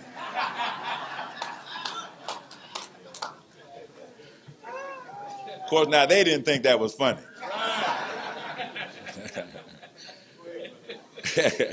And so they decided they was going to boil Abraham in oil, which they did, or they tried to. But he had a God that had power. And he demonstrated his power in his ability to save Abraham from Nimrod and his other enemies. Right. So they put him in the boiling oil, but he wouldn't boil. Right. In fact, it said that the flames became coolness. And then for the space of about 3 days throughout Babylon, all of the fires became coolness and wouldn't boil water. Well, that was Abraham passing from disbelief to belief, becoming a righteous man who later on would be considered to be the friend of God. See, now that's saying a lot. Yes, sir. Suppose God was your friend. Now you got some friends now, right? Right? Yes, sir. You ain't too sure about them, right? Matter of fact, you are sure about them. That's why you got my so-called friends. Because you know they ain't really your friends. You can't trust them, can you? And if you get in trouble, you can't count on them, can you?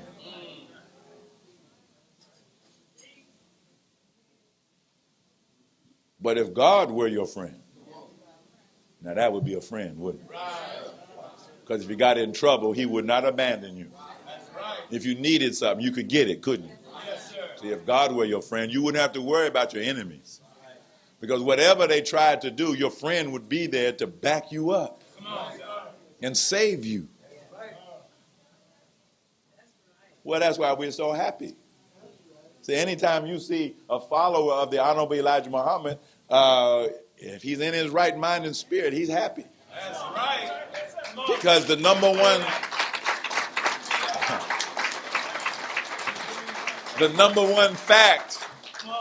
one fact of our existence after we accept the teachings of the Honorable Elijah Muhammad is we understand that as we accept these teachings, we are also accepting the friendship of Allah. Come on. Absolutely. Absolutely. Don't you want that? Yes, sir. For yourself? Yes, sir. It's nice to know that this brother got Allah as his friend. But I want what he got. Yes, sir. Said Honorable Elijah Muhammad was personal friends with Master Farad Muhammad. I mean, up close and real personal. That when they was riding in the car, Allah, in the person of Master Farad Muhammad, would tell his messenger, come over closer, brother. Sit close to me. Yes, sir. That's close, isn't it? Yes, sir. They were inseparable companions. That's right.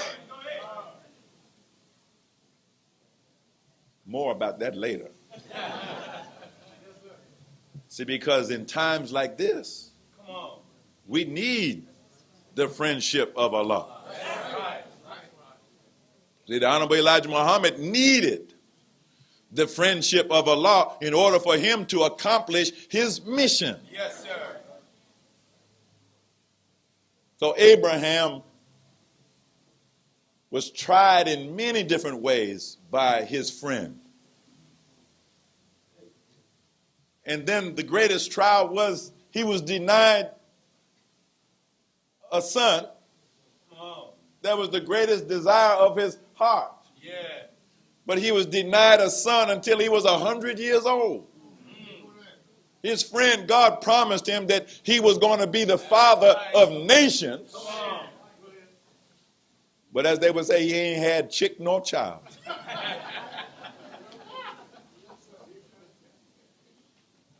Until he was 100. Yeah.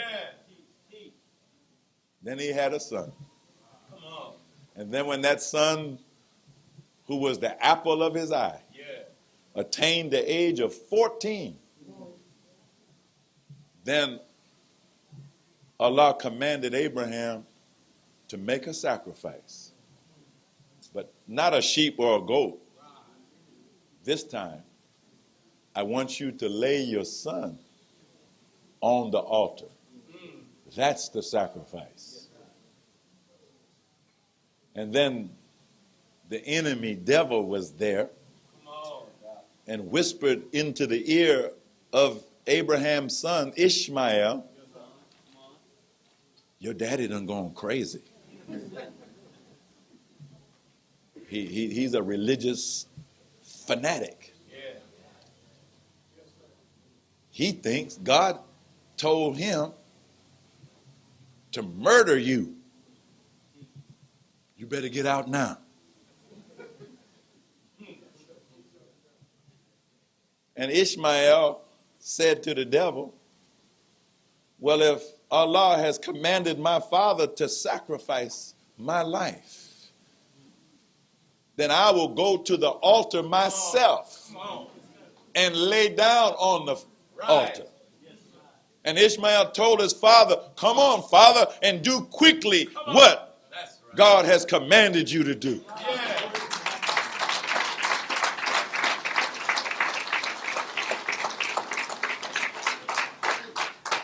See, now that's faith, isn't it?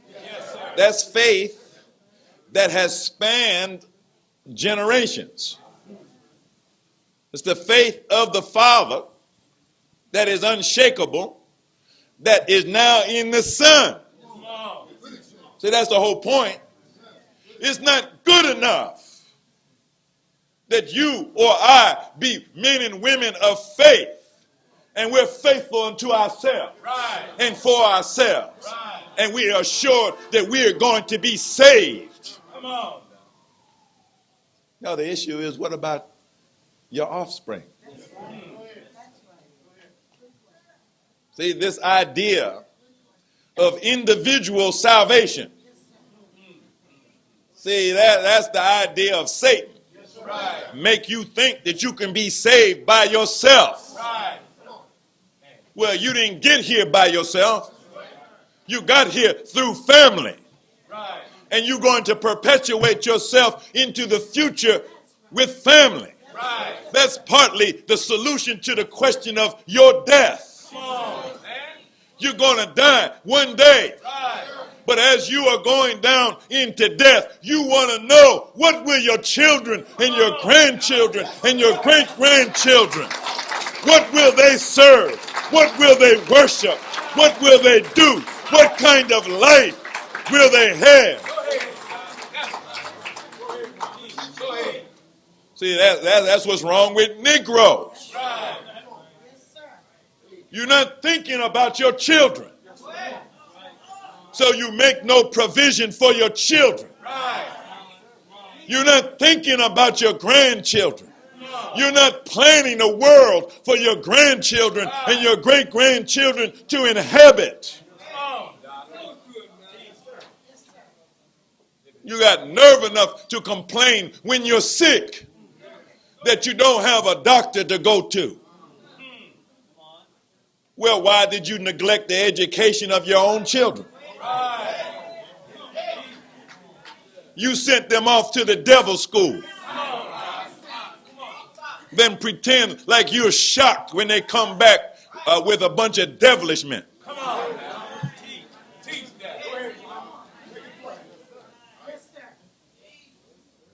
The devil don't care nothing about you and taught your children to not care about you.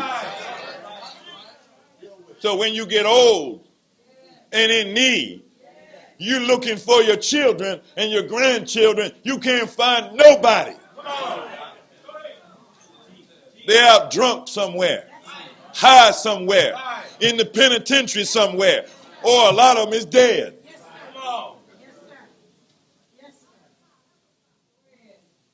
See, that's what's wrong with Negroes. They don't have a vision of the future. Negroes are locked into the here and now. They think reality just consists of the present moment. They're ignorant of the past and can't see the future.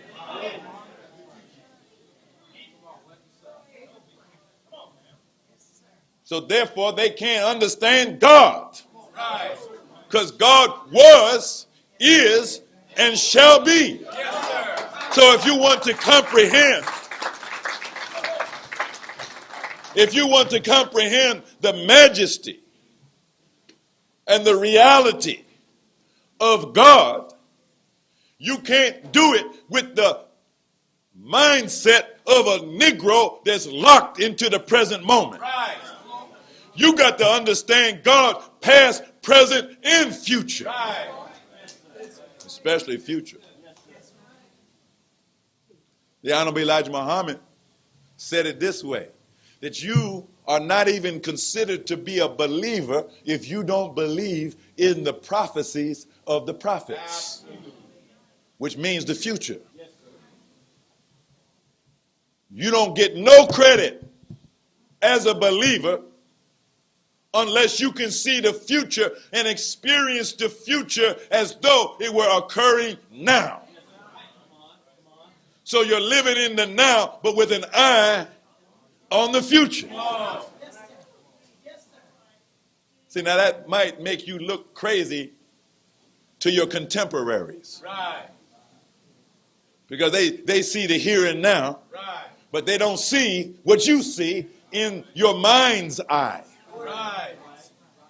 Which is a future that is certain because it was commanded to be out of the mouth of a mighty God. So God told Abraham, I will make you the father of many nations. And Abraham believed it. And in his mind's eye, he could see it. He told Abraham, I will multiply your seed until it is more than the stars of the heaven or the sand of the sea. God said it, Abraham believed it, and Abraham could see it. But God wanted to know, Abraham, does your seed see it? I know you see it. But this son that I blessed you with after 100 years, does he see what you see? Does he believe what you believe? Because my promise to you, Abraham, is so magnificent. It is so great. It is so weighty. It will not be fulfilled in one generation. It will take many generations.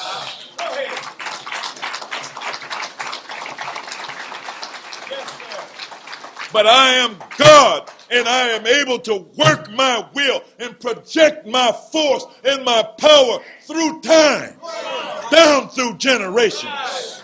Long after you are dead and gone, Abraham, your seed will be on the earth, and I will be working with your seed just like I worked through you. Yes, sir.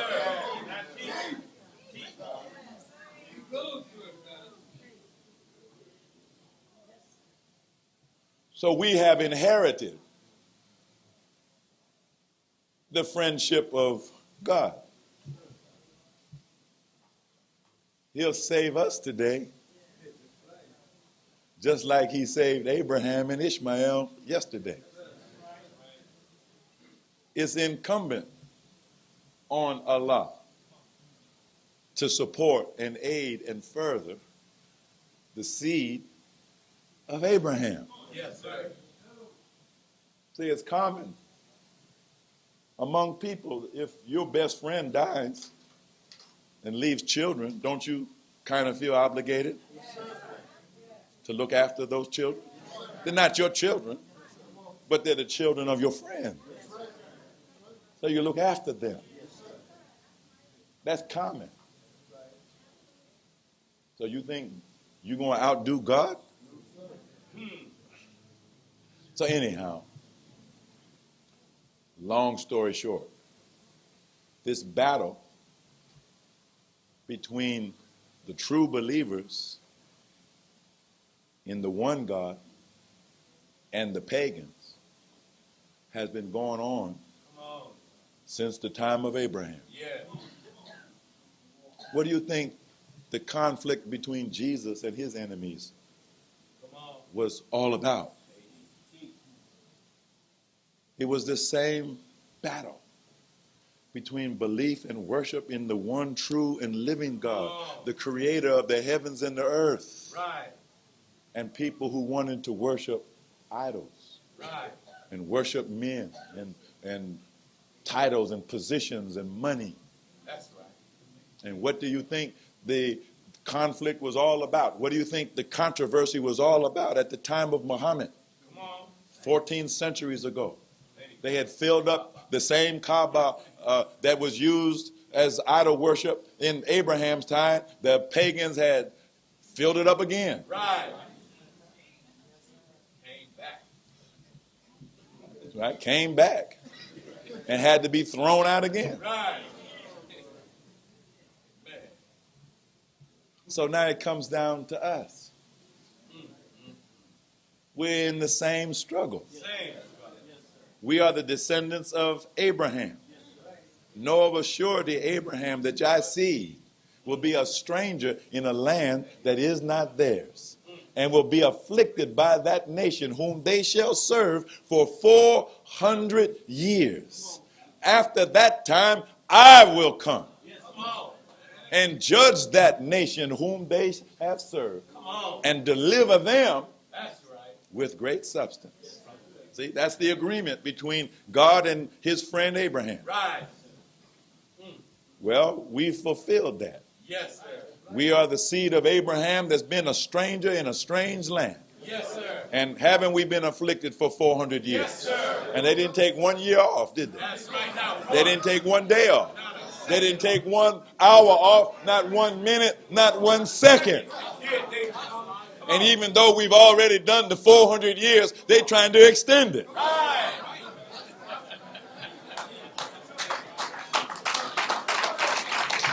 All praises due to Allah.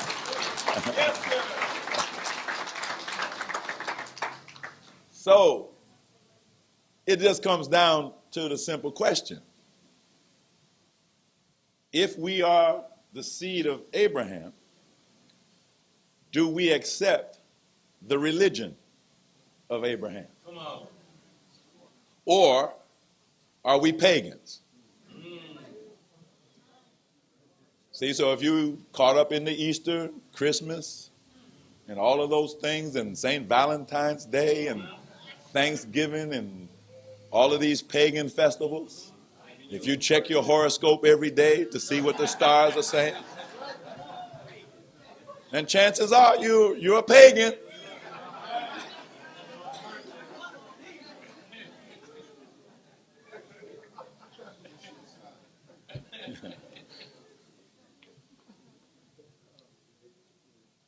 Now, almost all of us, in fact, all of us, we really didn't have no choice because we was made dead. And we were put into the white man's religion. He is the pagan. That's what it means to be the devil. He wants to worship something other than God. So that makes you a pagan, but that also makes you a devil. And it makes you worthy to be burned.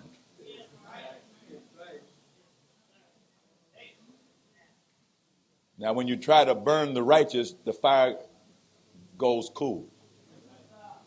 But now when God gets ready to burn the pagans, burn the devil, his fire burns hot.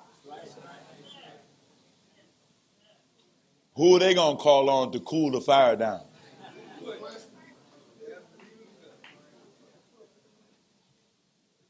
So see, that's your choice. The fire of hell. Now, we're not getting spooky. Hell is not a place down in the earth. Those of you who live in the Los Angeles area know that it's right on these streets, these neighborhoods. That's where you find hell, where none of your needs are being met and you're being tortured every day and every night. And you're very insecure. You want to go to heaven, but you don't know where it is. You want to get up out of this grave of ignorance. You want to escape this condition of death, but you don't know how. But if you come to belief in the one true and living God who came in person after you and me, then all will be made plain. Now, the Honorable Elijah Muhammad, in our conclusion on this Easter, so-called Easter Sunday, he said that if the truth about Jesus were taught or made known, then the people would awaken at once. So we're going to give a little bit of that teaching on this so-called Easter Sunday. The Honorable Elijah Muhammad said, as I already mentioned, only 25% of what is written in the scripture under the name Jesus refers to a historical figure who lived 2,000 years ago. But what about the other 75%? The other 75% is prophecy. 25% is history. 75% is prophecy, which is a future history. Now, what God does, he actually writes history in advance. He makes things happen. He is the ultimate cause of everything. So when he intends to bring about a thing, he writes it down and gives it to someone called a prophet to tell the people what to expect. It's like going to a meeting and somebody passes out an agenda. It lets you know what to expect. Don't think you're going to come with another agenda. No, this is the agenda. God knows how to enforce his agenda and bring it about in due course of time. Okay? The 75% that refers to the prophetic Jesus, what that means is that this is something that comes about in the future. Well, the future is now. The Honorable Elijah Muhammad said that that symbolic and prophetic Jesus, which is 75% of what you read, refers to two men and a people. The one man that it refers to, I've already mentioned. That's Master Farad Muhammad. See, when people say that Jesus is Lord or that Jesus is God, that's right. But the manifestation of it comes at this dispensation of time with the appearance of Mahdi, which is God in person. He shows up at the end of this world. You can call him Jesus, because Jesus is a name that just means justice. So at the appearance of the Mahdi, you are going to see justice brought into the world, because he brings judgment into the world. And just judgment means that every person, every nation gets what they deserve.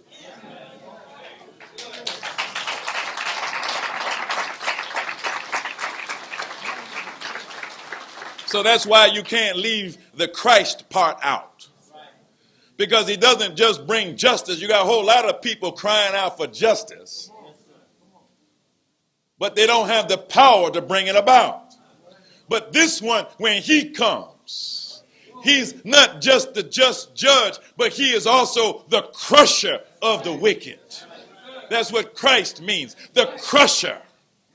See, that's the kind of God we need nowadays. The kind of God that can crush devils like Bush.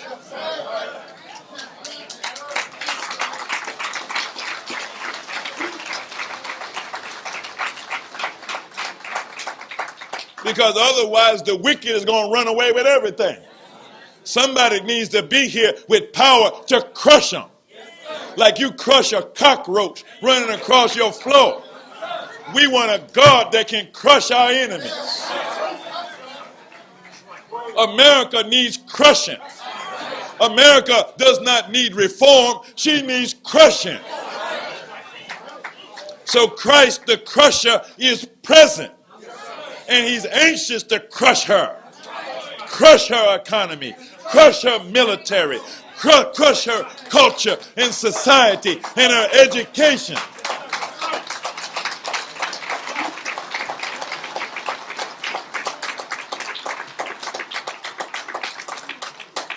Some of you looking at me like, what is this man talking about? See, that's only because you're in love with America.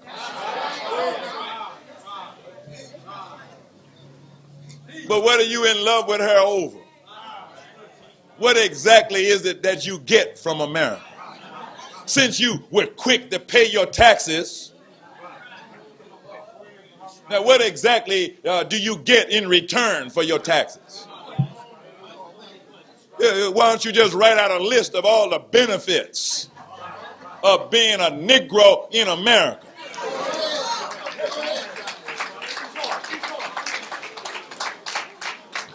How's your housing, Negro? How's your education, Negro? What kind of family life do you enjoy? What kind of community life do you enjoy? How's your culture, Negro? What's your health status, Negro? You don't get nothing except hard times. Wouldn't be, if it wasn't for bad luck, you wouldn't have no luck.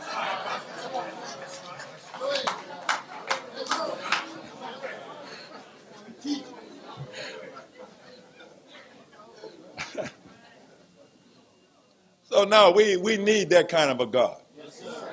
See, I want the kind of a God that knows what to do to these people that have tortured us for 400 years. So that's one of the major reasons I accepted the teachings of the Honorable Elijah Muhammad. Because he said that God came to kill the wicked. I was happy to hear that. They need killing.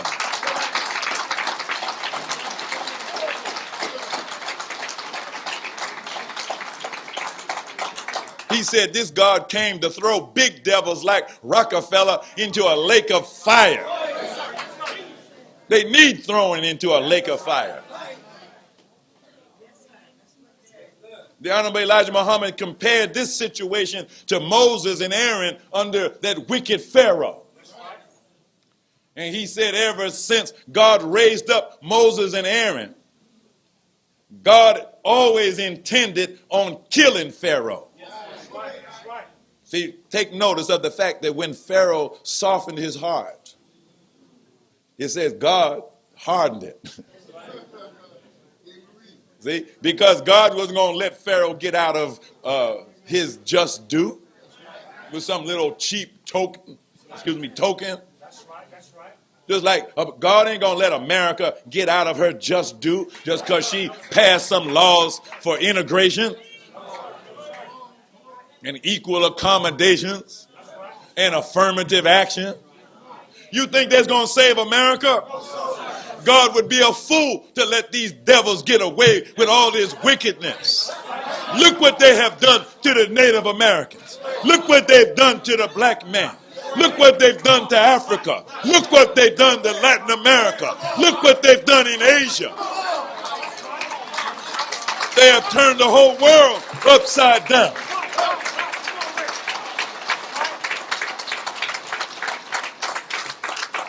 I could see it if they had reformed. But I don't see no signs that Bush is reforming. He claims he's a Christian. Well, if that's Christianity, I don't want nothing to do with it.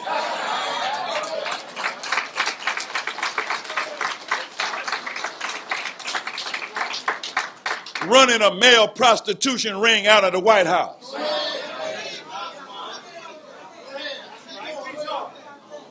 That's a disgrace. Even his wife making jokes about him. When they first got their ranch down in Texas.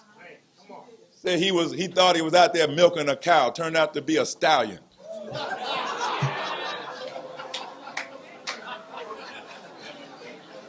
I'm telling you what she said. So he's out there every day milking the stallion.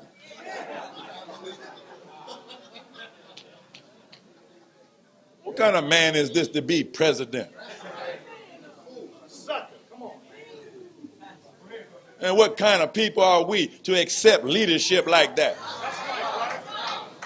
I don't want to be associated with no leadership like that. Some old dumb man.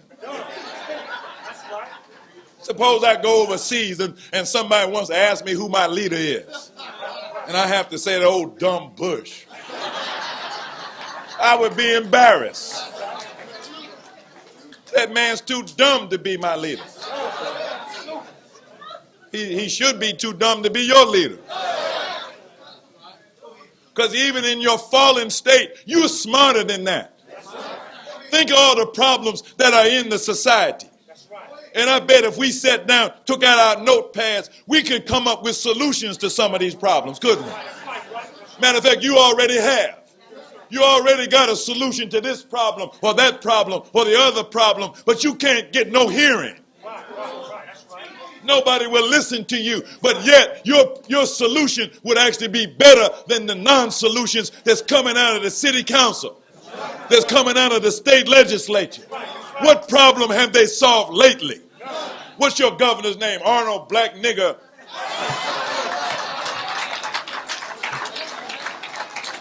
What problem has he solved? Or is he making the problems that you already had worse? These people is too dumb. Look at what Enron did to the state of California. Here's some swindlers from Texas came to California and swindled the state of California out of billions of dollars. Well, you don't need no leadership over you that's so dumb that they can be swindled like that. Then they're so corrupt. The attorney general saying we probably will never get the money back. What the hell are you talking about? We never get the money back. It means you must be in cahoots. You don't want the money to be returned back to the taxpayers because you're in cahoots with the thieves and you're trying to get your cut. So what do we look like under this kind of wicked, corrupt, stupid leadership?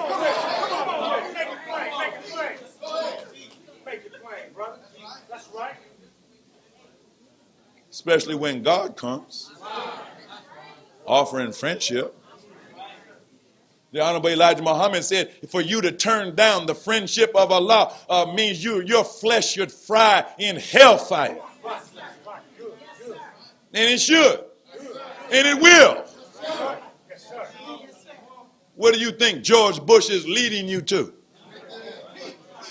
When he stole the presidency the first time, he said you're going to know war for the rest of your natural life. People talking about he don't know what he's doing in Iraq. Yes, he does.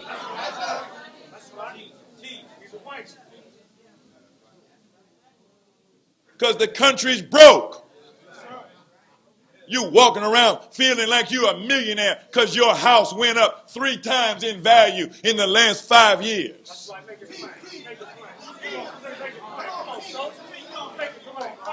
Then you wonder why gasoline is $3 a gallon and it used to be $1 a gallon. Did it ever occur to you that not only is gasoline not more valuable than it used to be, your house is not more valuable than it used to be, but the dollar has lost its value. So now it takes 3 times as many dollars to buy that house or to buy that gallon of gasoline, because people are not stupid. They're not going to sell you petroleum, which is a valuable commodity, for a worthless U.S. Federal Reserve note that is not even a legal dollar, not even legal money. It's an IOU from a devil.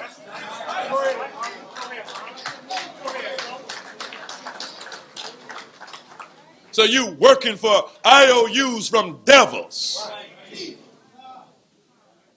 And yet want to consider yourself to be free. You're still a slave. You have never earned a real dollar in your life.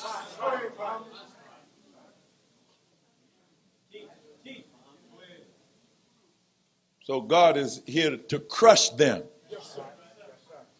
and crush their dollar. The oil companies had a profit of about $30 billion before the invasion of Iraq.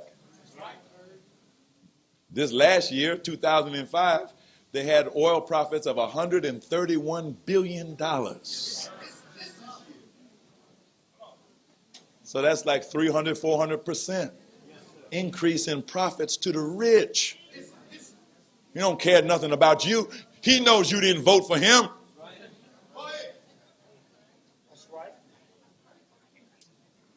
I don't know which devil you voted for, but you didn't vote for him. I didn't vote for none of them.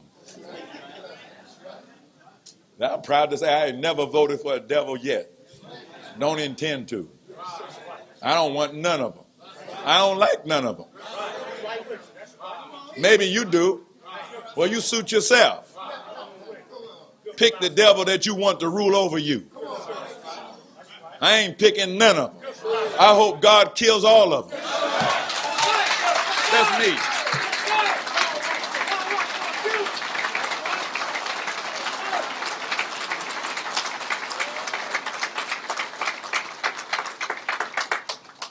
That's the only way we're going to have freedom, justice, and equality.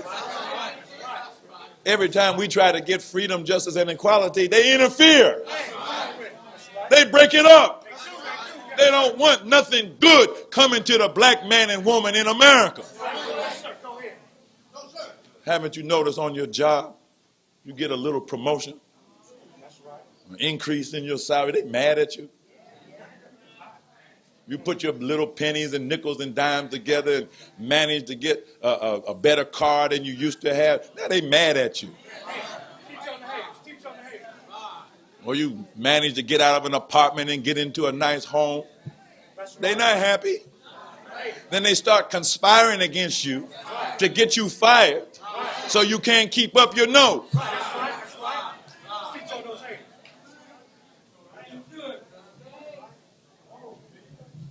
So we can't make no progress with these people on the planet. Africa can't make no progress. Mexico can't make no progress. No, but these people on the planet,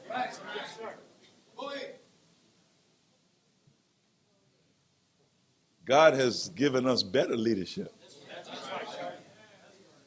See, he could only stay with us personally for a short time. But while he was here, he taught one of us day and night for 3 years and 4 or 5 months, talking about the Honorable Elijah Muhammad. Qualified him to be a perfect leader, teacher, and guide for a people like us. The Honorable Elijah Muhammad said that he listened so well that he remembered every word of every conversation.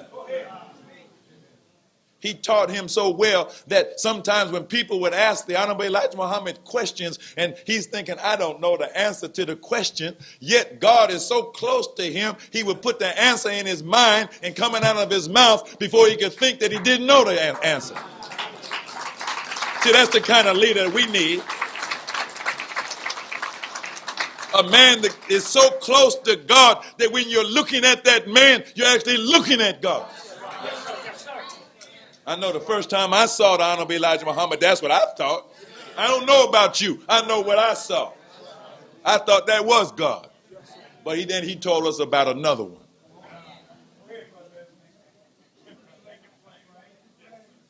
Well, actually, I was satisfied with what I could see. I don't mean no disrespect to Master Farad Muhammad.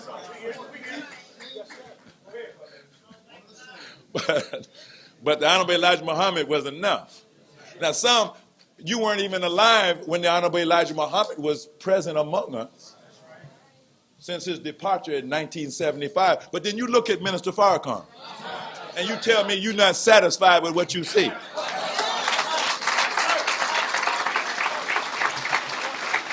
See?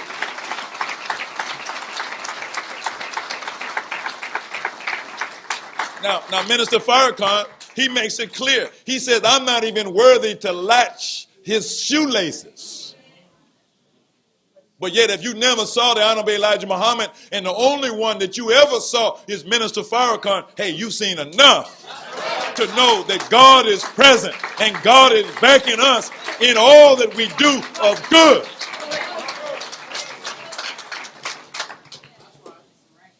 See, look what happened when the minister went to Washington in 1975 with the Million Man March. 95. What did I say? 75. Yeah, it was 95.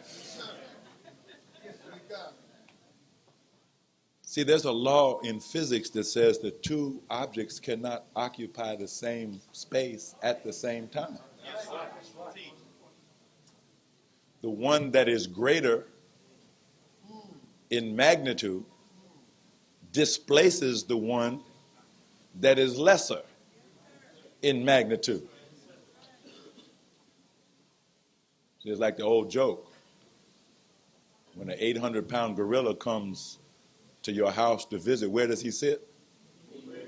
Anywhere he wants. So when Minister Farrakhan and 2 million black men showed up in Washington, D.C., all of a sudden, then Congress had to shut down. The president had to take Air Force One somewhere. The Supreme Court had to shut down. All the federal departments and agencies, they all had to shut down. Why? Because a new power had moved into that space, greater in magnitude than that which was there before. And it stayed shut down till he left. Now, suppose the minister had decided he wanted to stay an extra day. Then would the president have been able to come back? Would Congress, well, Brother Minister, you got to go. I don't think so. I think the president would have found something else to do out of town. And I think Congress would have found that they had pressing business elsewhere. And the justices of the Supreme Court really needed to spend more time with their families.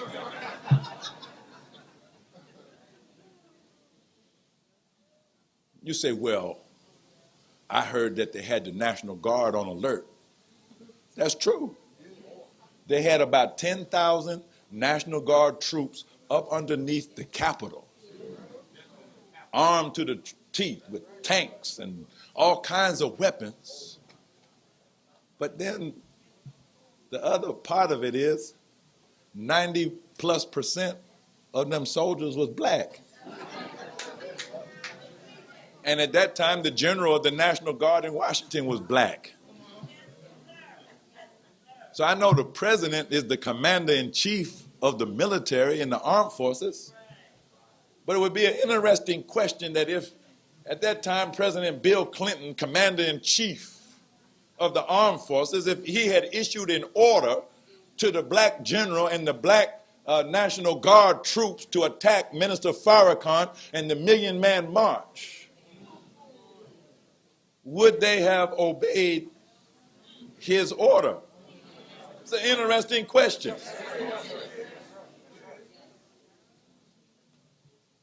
And he was wise enough not to test it out. Because some things is better if you don't know. He would like to go on thinking that he's in charge.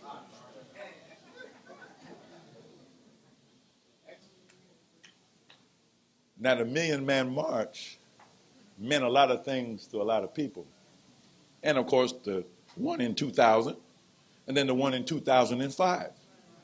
In other words, the minister was showing, don't think this was just a fluke of history. Because people were saying that the media actually hyped it up and made it successful. So now this time the media had a media whiteout.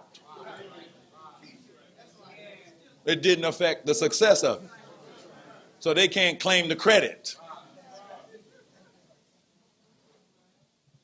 But now, one of the greatest significances of the Million Man March in 95 was that it began with prayer. See, the seed of Abraham in slavery composed a song saying, way down yonder by myself, I can't hear nobody pray. In the morning, can't hear nobody pray. In the evening, can't hear nobody pray. Way down yonder by myself, I can't hear nobody pray. But on that morning, as the sun was coming up in the east, you had 1 million black men assembled facing the east and the rising sun. And our great brother Sheikh Ahmed Tijani bin Omar, one of the greatest reciters of Quran, probably the world champion reciter of Quran in the world today, comparable to a modern Bilal. He gave the greatest call to prayer, opening up the greatest prayer meeting in the history of the world. Bigger than any prayer meeting ever held in America by Billy Graham or Jimmy Swaggart or any of them old preachers. Bigger even than the prayer that they have in Mecca during the pilgrimage, where there's 2 million people going around the Kaaba, but yet at the Million Man March, you had 2 million in the field on the west lawn of the Capitol. But all over the world, every network carried the broadcast all over the planet. So the Quranic prophecy is fulfilled that the entire earth has become a mosque.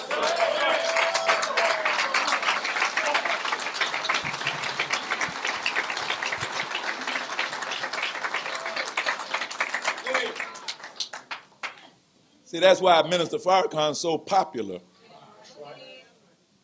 among the Muslims. But he's also popular among the Christians. In fact, he's popular among the Jews, except the ones that are Zionists. That's real. He's the most popular man on the planet, actually. Because I was blessed to go with him on 2 of the World Friendship Tours. And wherever we went, he's popular. He's popular down in Cuba. He's popular in Ethiopia. He's popular in Nigeria and Ghana and South Africa. He's popular in Iraq. He's popular in Iran. He's popular in Indonesia. He's popular in the Philippines. Everywhere we went, thousands, tens of thousands, hundreds of thousands, even millions of people came out to Juma prayer to hear and see the Honorable Minister Louis Farrakhan. See, I'm talking about leadership. See, we don't have to accept Bush. I don't want the friendship of Bush. I want the friendship of Allah. I want the friendship of the Honorable Elijah Muhammad. I want the friendship of the Honorable Minister Louis Farrakhan. Yes, sir. Teach that. See, this is Easter. And what we have to celebrate is that the stone was rolled away from the tomb of Jesus. See, if the symbolic Jesus refers to two men and a people, well, Master Farad Muhammad is one of those men, and the Honorable Elijah Muhammad is the other. And the people that it refers to is all of us. We are the Jesus that was crucified. You worshiping some dead cracker with blood flowing down inside. When have you ever seen a white man on a cross? But you see a black man on a cross every day. Got his hands nailed. Is that right?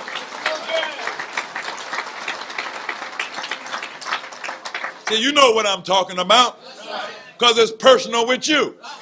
Your hands are nailed. You would do more than you're doing, but you can't do it because they got your head nailed down. Can't do no work. Got your feet nailed. You would probably get up and leave this place, but they got you nailed down.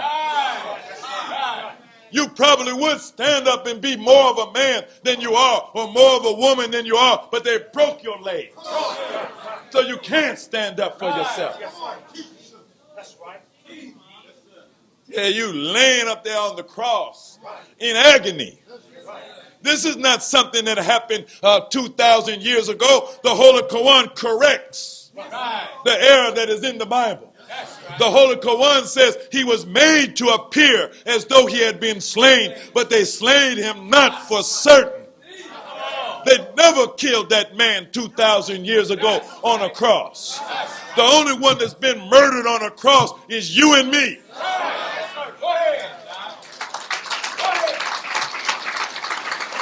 All praise is due to Allah. You don't believe me? Look at that crown of thorns on your head, which refers to the wicked education that they have put you into. From a little boy up, from a little girl up, teaching you lies about the Easter bunny and the three pigs and Goldilocks. Started you out with a heavy dose of lies and Santa Claus and the lies of American history. Never received a true education that's of any use to you. It was always against the law to educate the black slave in America. It's still against the law to educate you.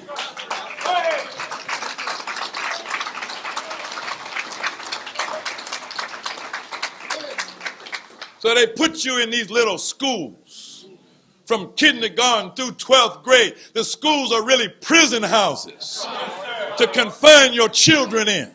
And while they're confined in those so-called schools, they're destroying their minds, destroying their spirit, destroying everything good that is in there, demolishing them as a people and turning them out as wrecks, ruined, robbed of their potential. So you got education, and the worst ones are those with these college degrees. I know what I'm talking about because I got some of them myself. But it's like a crown of thorns around your head where you think that you got some knowledge to do something and you find out that everything that you learned was a lie. It doesn't work. It's dysfunctional. Your sociology don't work. Your psychology don't work. Your business administration don't work. Nothing that you learn from these people actually helps you to solve your problem. Everything that you learn from them increases your suffering, increases the problem. So you're under mental torture, psychological torture. You crying out for justice, which is Jesus asking for a drink of water. And they handed up bitter gall. And another account says vinegar. But in any case, he didn't get what he asked for. He didn't get no justice. He didn't get no freedom. He didn't get no equality. He didn't get nothing that would sustain his life. He got something that took him down even further. And then they jabbed his side with a spear so that his blood began to spill down his body and fall down on the ground. This shows the economy of the black nation, where you earn billions of dollars, upwards of $500, $600 billion pass through you every year. But that's all it's doing, is just passing through you, spilling out on the ground, being wasted. You get no benefit for anything that you earn in America because it's a rigged game. It's rigged against you. So you never get no benefit. All praise is due to Allah.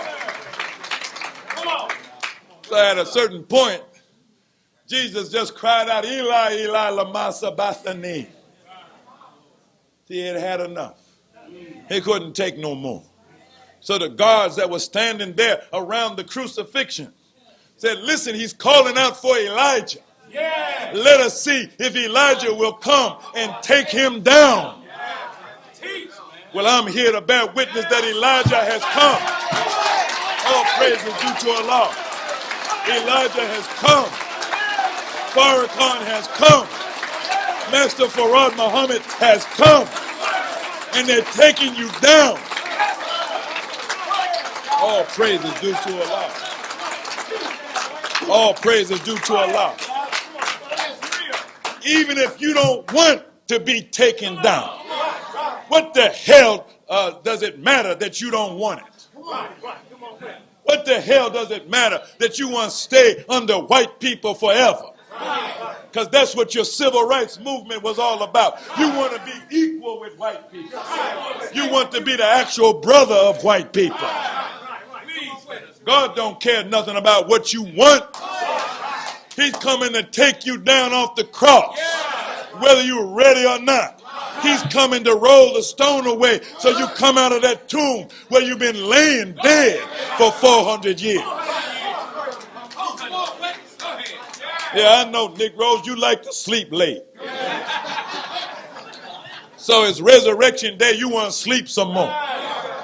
Then when you get up, you like to watch cartoons, eat Cheerios and cornflakes.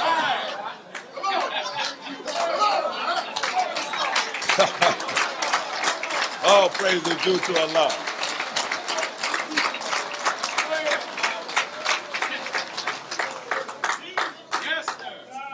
See, look at that image of the dead Jesus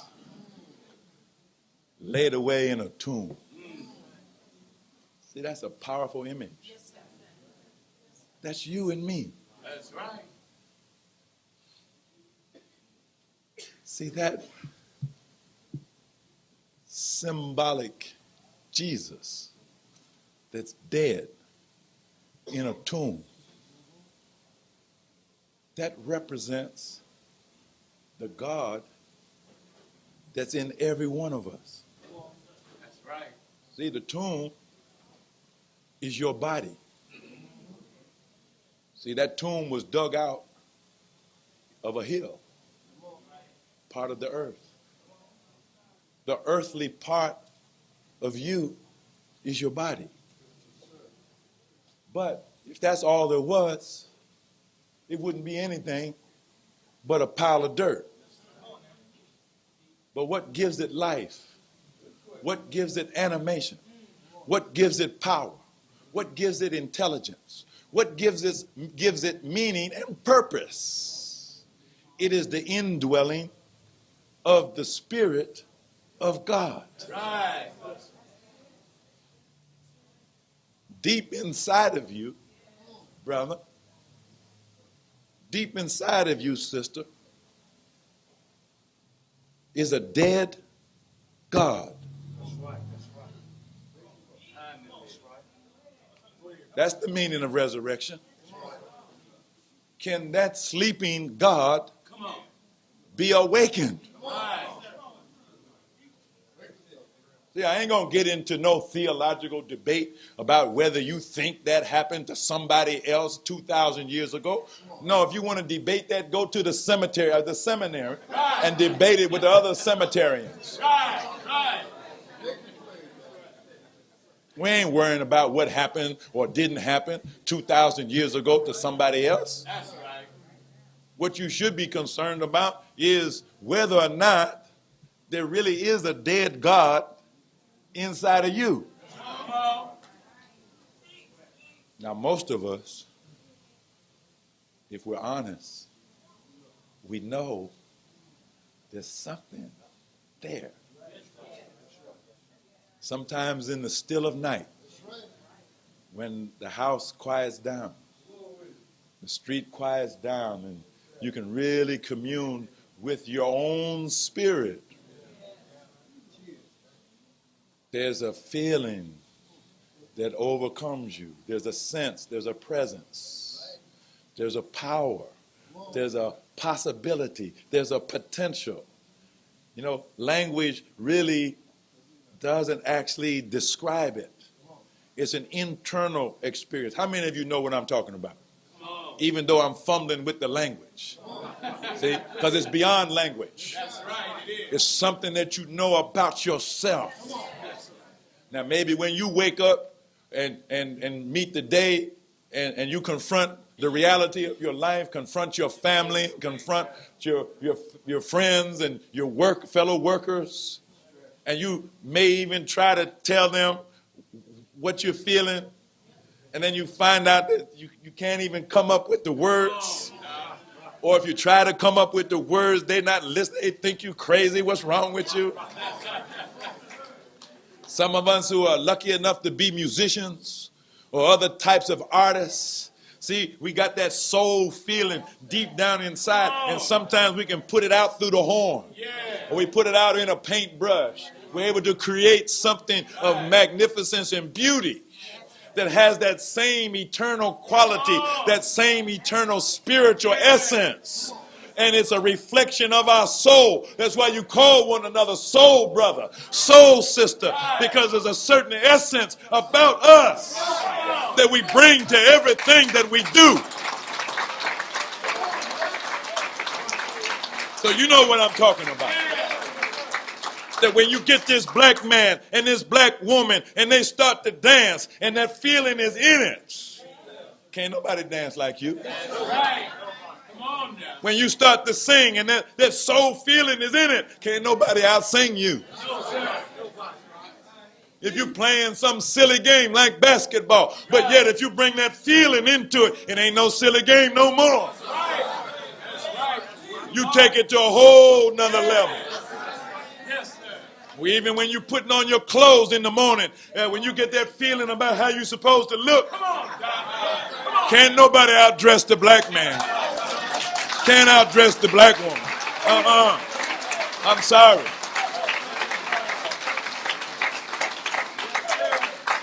See, that's what the white folks was always worried about. That's why they would say, if you give them an inch, they'll take a mile. Because the Bible says it's not by might nor by power, but by my spirit. And the black man and the black woman in America, the Spirit of God dwells within you. But it's been bottled up. It's been entombed. And somebody got to come. Not just somebody, but it says an angel got to come. An angel dressed in white used to sing that song, "Swing low, sweet chariot, coming for to carry me home." I looked over yonder, and what did I see? A band of angels coming after me. That's Master Farad Muhammad. That's the Honorable Elijah Muhammad. That's Minister Farrakhan. All praise be to Allah.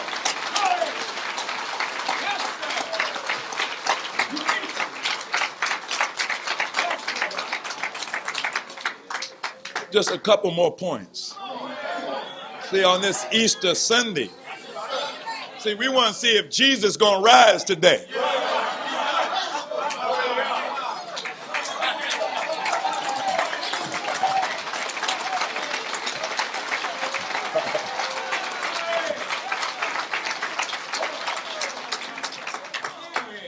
See, I wonder if that dead God inside of you is stirring.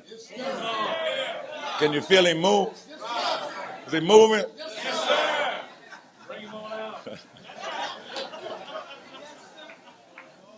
See, because the stone has been rolled away. You don't have to get scared. That's right. That's right. What are you scared of? See, what can anybody do to you that hasn't already been done to you?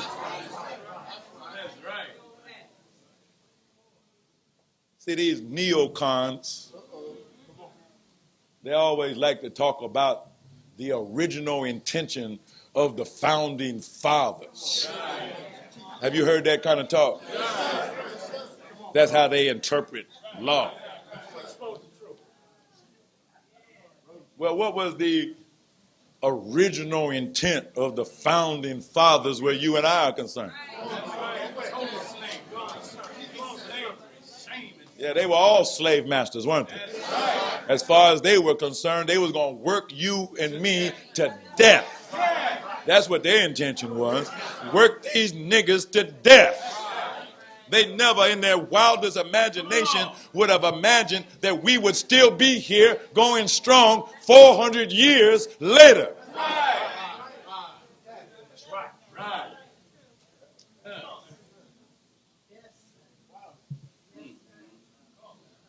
See, what they did to us is almost unimaginable.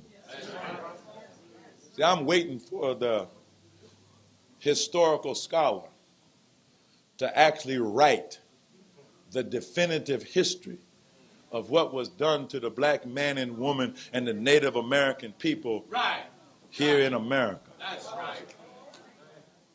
See, because if the truth of that were ever told, that would ignite a flame of revolution that would burn this country down to the ground. They can't actually afford to have the truth of it told. But I think some of these young brothers and sisters here, you don't learn how to read and write. You can do the research. Say one scholar is harder on the devil than 1,000 ignorant worshipers. So that's what the nation is looking for now. Where are scholars? Not just people that know how to recite the lessons like we've been reciting for 70 years. Ain't nothing wrong with reciting it. But the Honorable Elijah Muhammad said we got to go after the meaning. He said if he had to answer the student enrollment questions over again, he could write volumes. Well, to me, that's a commandment to us. We ought to sit down and write the volumes that illuminate the power and the wisdom of the teachings of the Honorable Elijah Muhammad. And then we set our scholarship down beside the scholarship of the world. And what we will discover is our scholarship from the teaching of the Honorable Elijah Muhammad will eclipse the so-called scholarship of this world.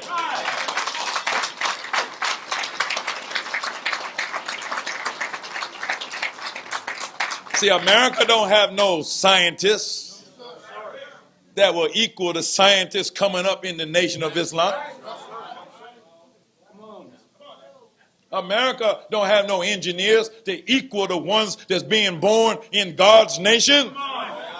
You mean God's engineer ain't superior to this wicked world's engineer? See, that's what we're demonstrating in the ministry of health. We got a new paradigm. It ain't like this wicked demon so-called medicine where he's peddling poison medicine and chemical drugs that never heal anybody.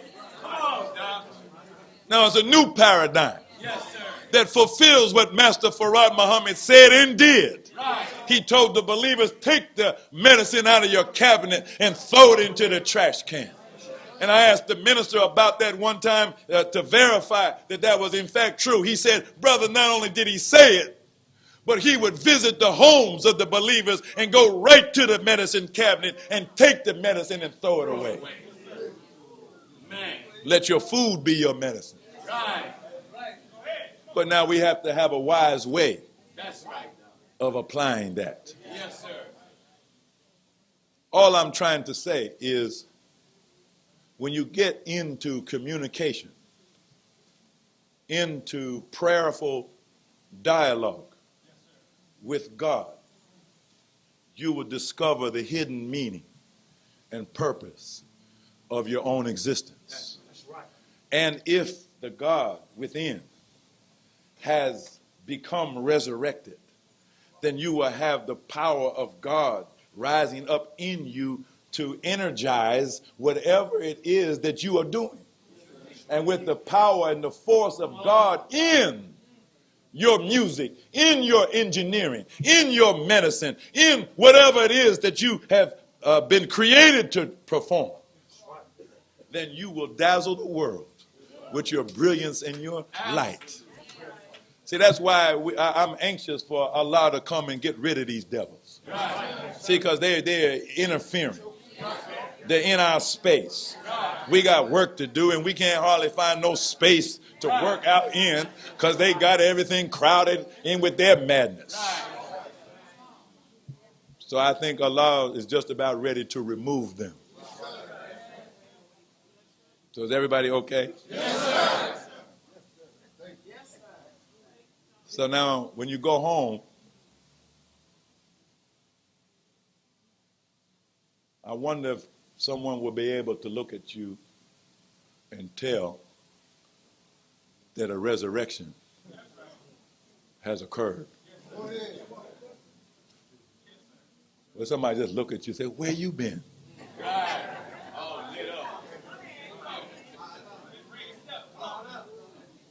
See, that's the kind of teaching that goes on in Muhammad's mind. See, we got a new definition for preaching. See, you ain't no preacher till you can make fire come down from heaven and light the sacrifice that's on the altar. Guess who the sacrifice is? It's you and me. So we need a fiery kind of teaching that can light us up.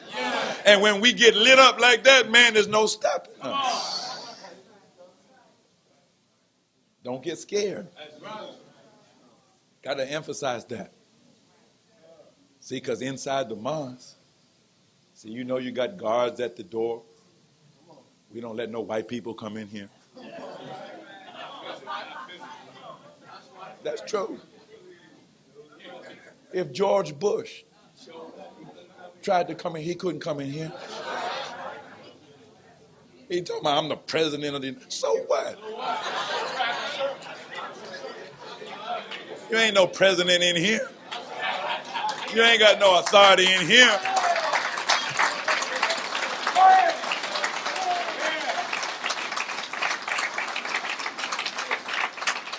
We under a sovereign flag of Islam in here.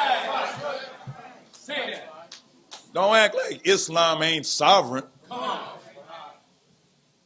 We're going to put Islam under. What's over that? The sun, moon, and star is over everything. That's our flag. It's a universal flag. Who are you to say that you're not going to be under the sun, moon, and stars? Well, where would you go then? What universe would you like to inhabit that you don't come under the sun, moon, and stars? So that's the emblem of our authority. We're not talking a limited authority or a limited kind of a power. We're not worshiping a limited God.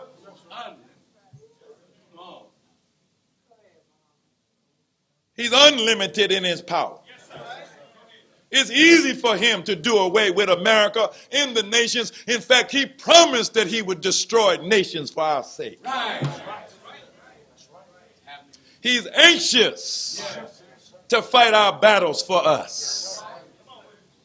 He knows you and I are not equipped to fight no battle. In fact, when you come in the Nation of Islam, we strip you down. Not even a penknife, brother.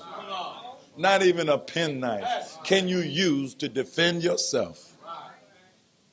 You're surrounded by enemies. But yet, the Honorable Elijah Muhammad and Minister Farrakhan strip us down. Come on. No. So you go harmless in the midst of your enemies because you got a God with you. He wants to prove that he's your God. He wants to prove to you that he's with you and that he's well able to protect you. The Honorable Elijah Muhammad taught us that when they come at you with a weapon, whoever it may be, come with a gun, a knife, or whatever they have, then Allah will bless you. That's right. To take the weapon that would be used against you. And he said, then you use it against the one that was going to use it against you.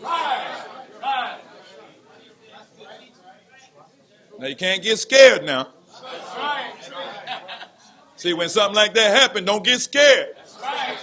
Turn tail and run. See, Muslims don't run. See, Islam ain't about cowardice. We ain't no cowards in here. Now they say of the Muslims sometimes we love death better than you love life.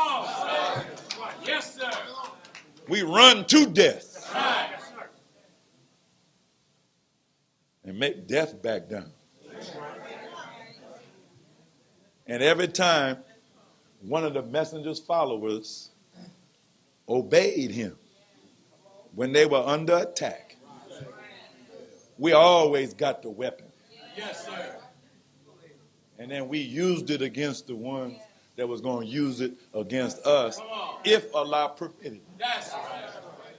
Now, sometimes it would be one of our blind, deaf, and dumb brothers or sisters. Allah don't want that brother killed. That's right. So the gun wouldn't work. Maybe he just had a cheap gun. I don't know. Right. But it wouldn't fire. And that life was preserved. But the point was demonstrated that God is here to protect us and to fight our battles for us. Right. So don't get scared. Yes, sir. The Honorable Elijah Muhammad said, if you're afraid, get behind me, because I am unafraid. Right. So you ain't got to represent this thing. Get behind Minister Farrakhan. That's right. He'll speak for you. Yes, sir. You ain't got to get scared because you don't know what to say. You don't have to know what to say. Right. Right. Just get behind him. Yeah. Get behind Minister Tony. Yeah. He ain't afraid. So you don't have to worry about what's going to happen to you in L.A. Get behind him.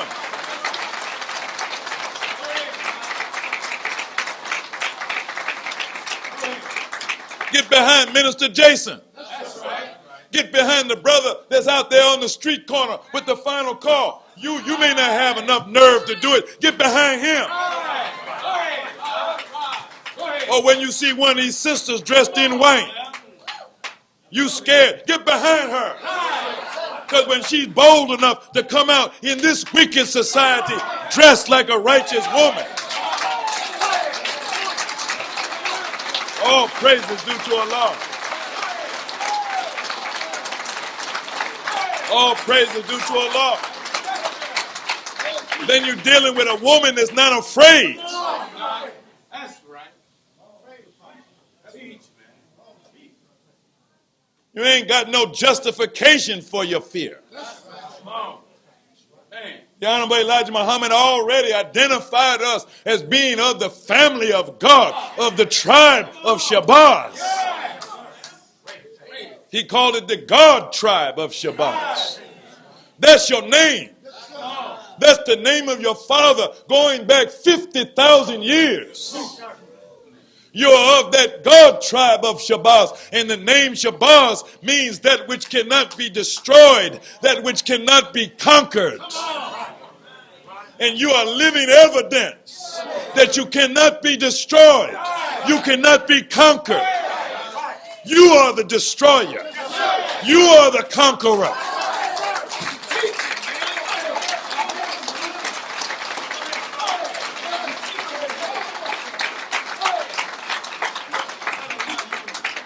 That's what we're here for.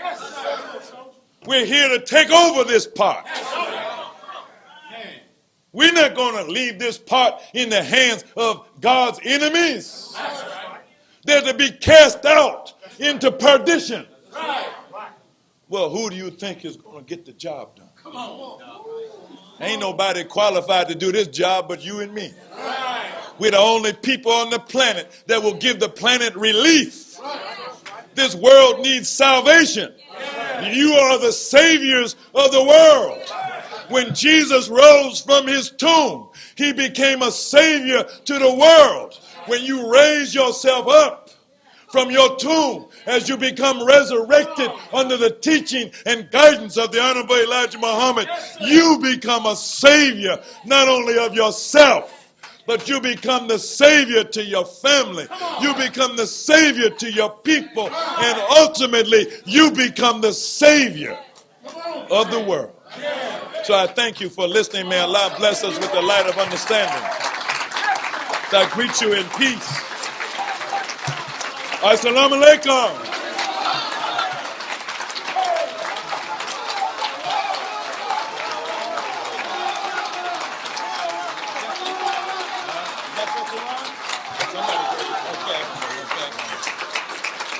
Takbir! Takbir! Takbir! All praises due to Allah. All praises due to Allah. Come on, brothers and sisters, give it up again for Dr. Alim, the national spokesperson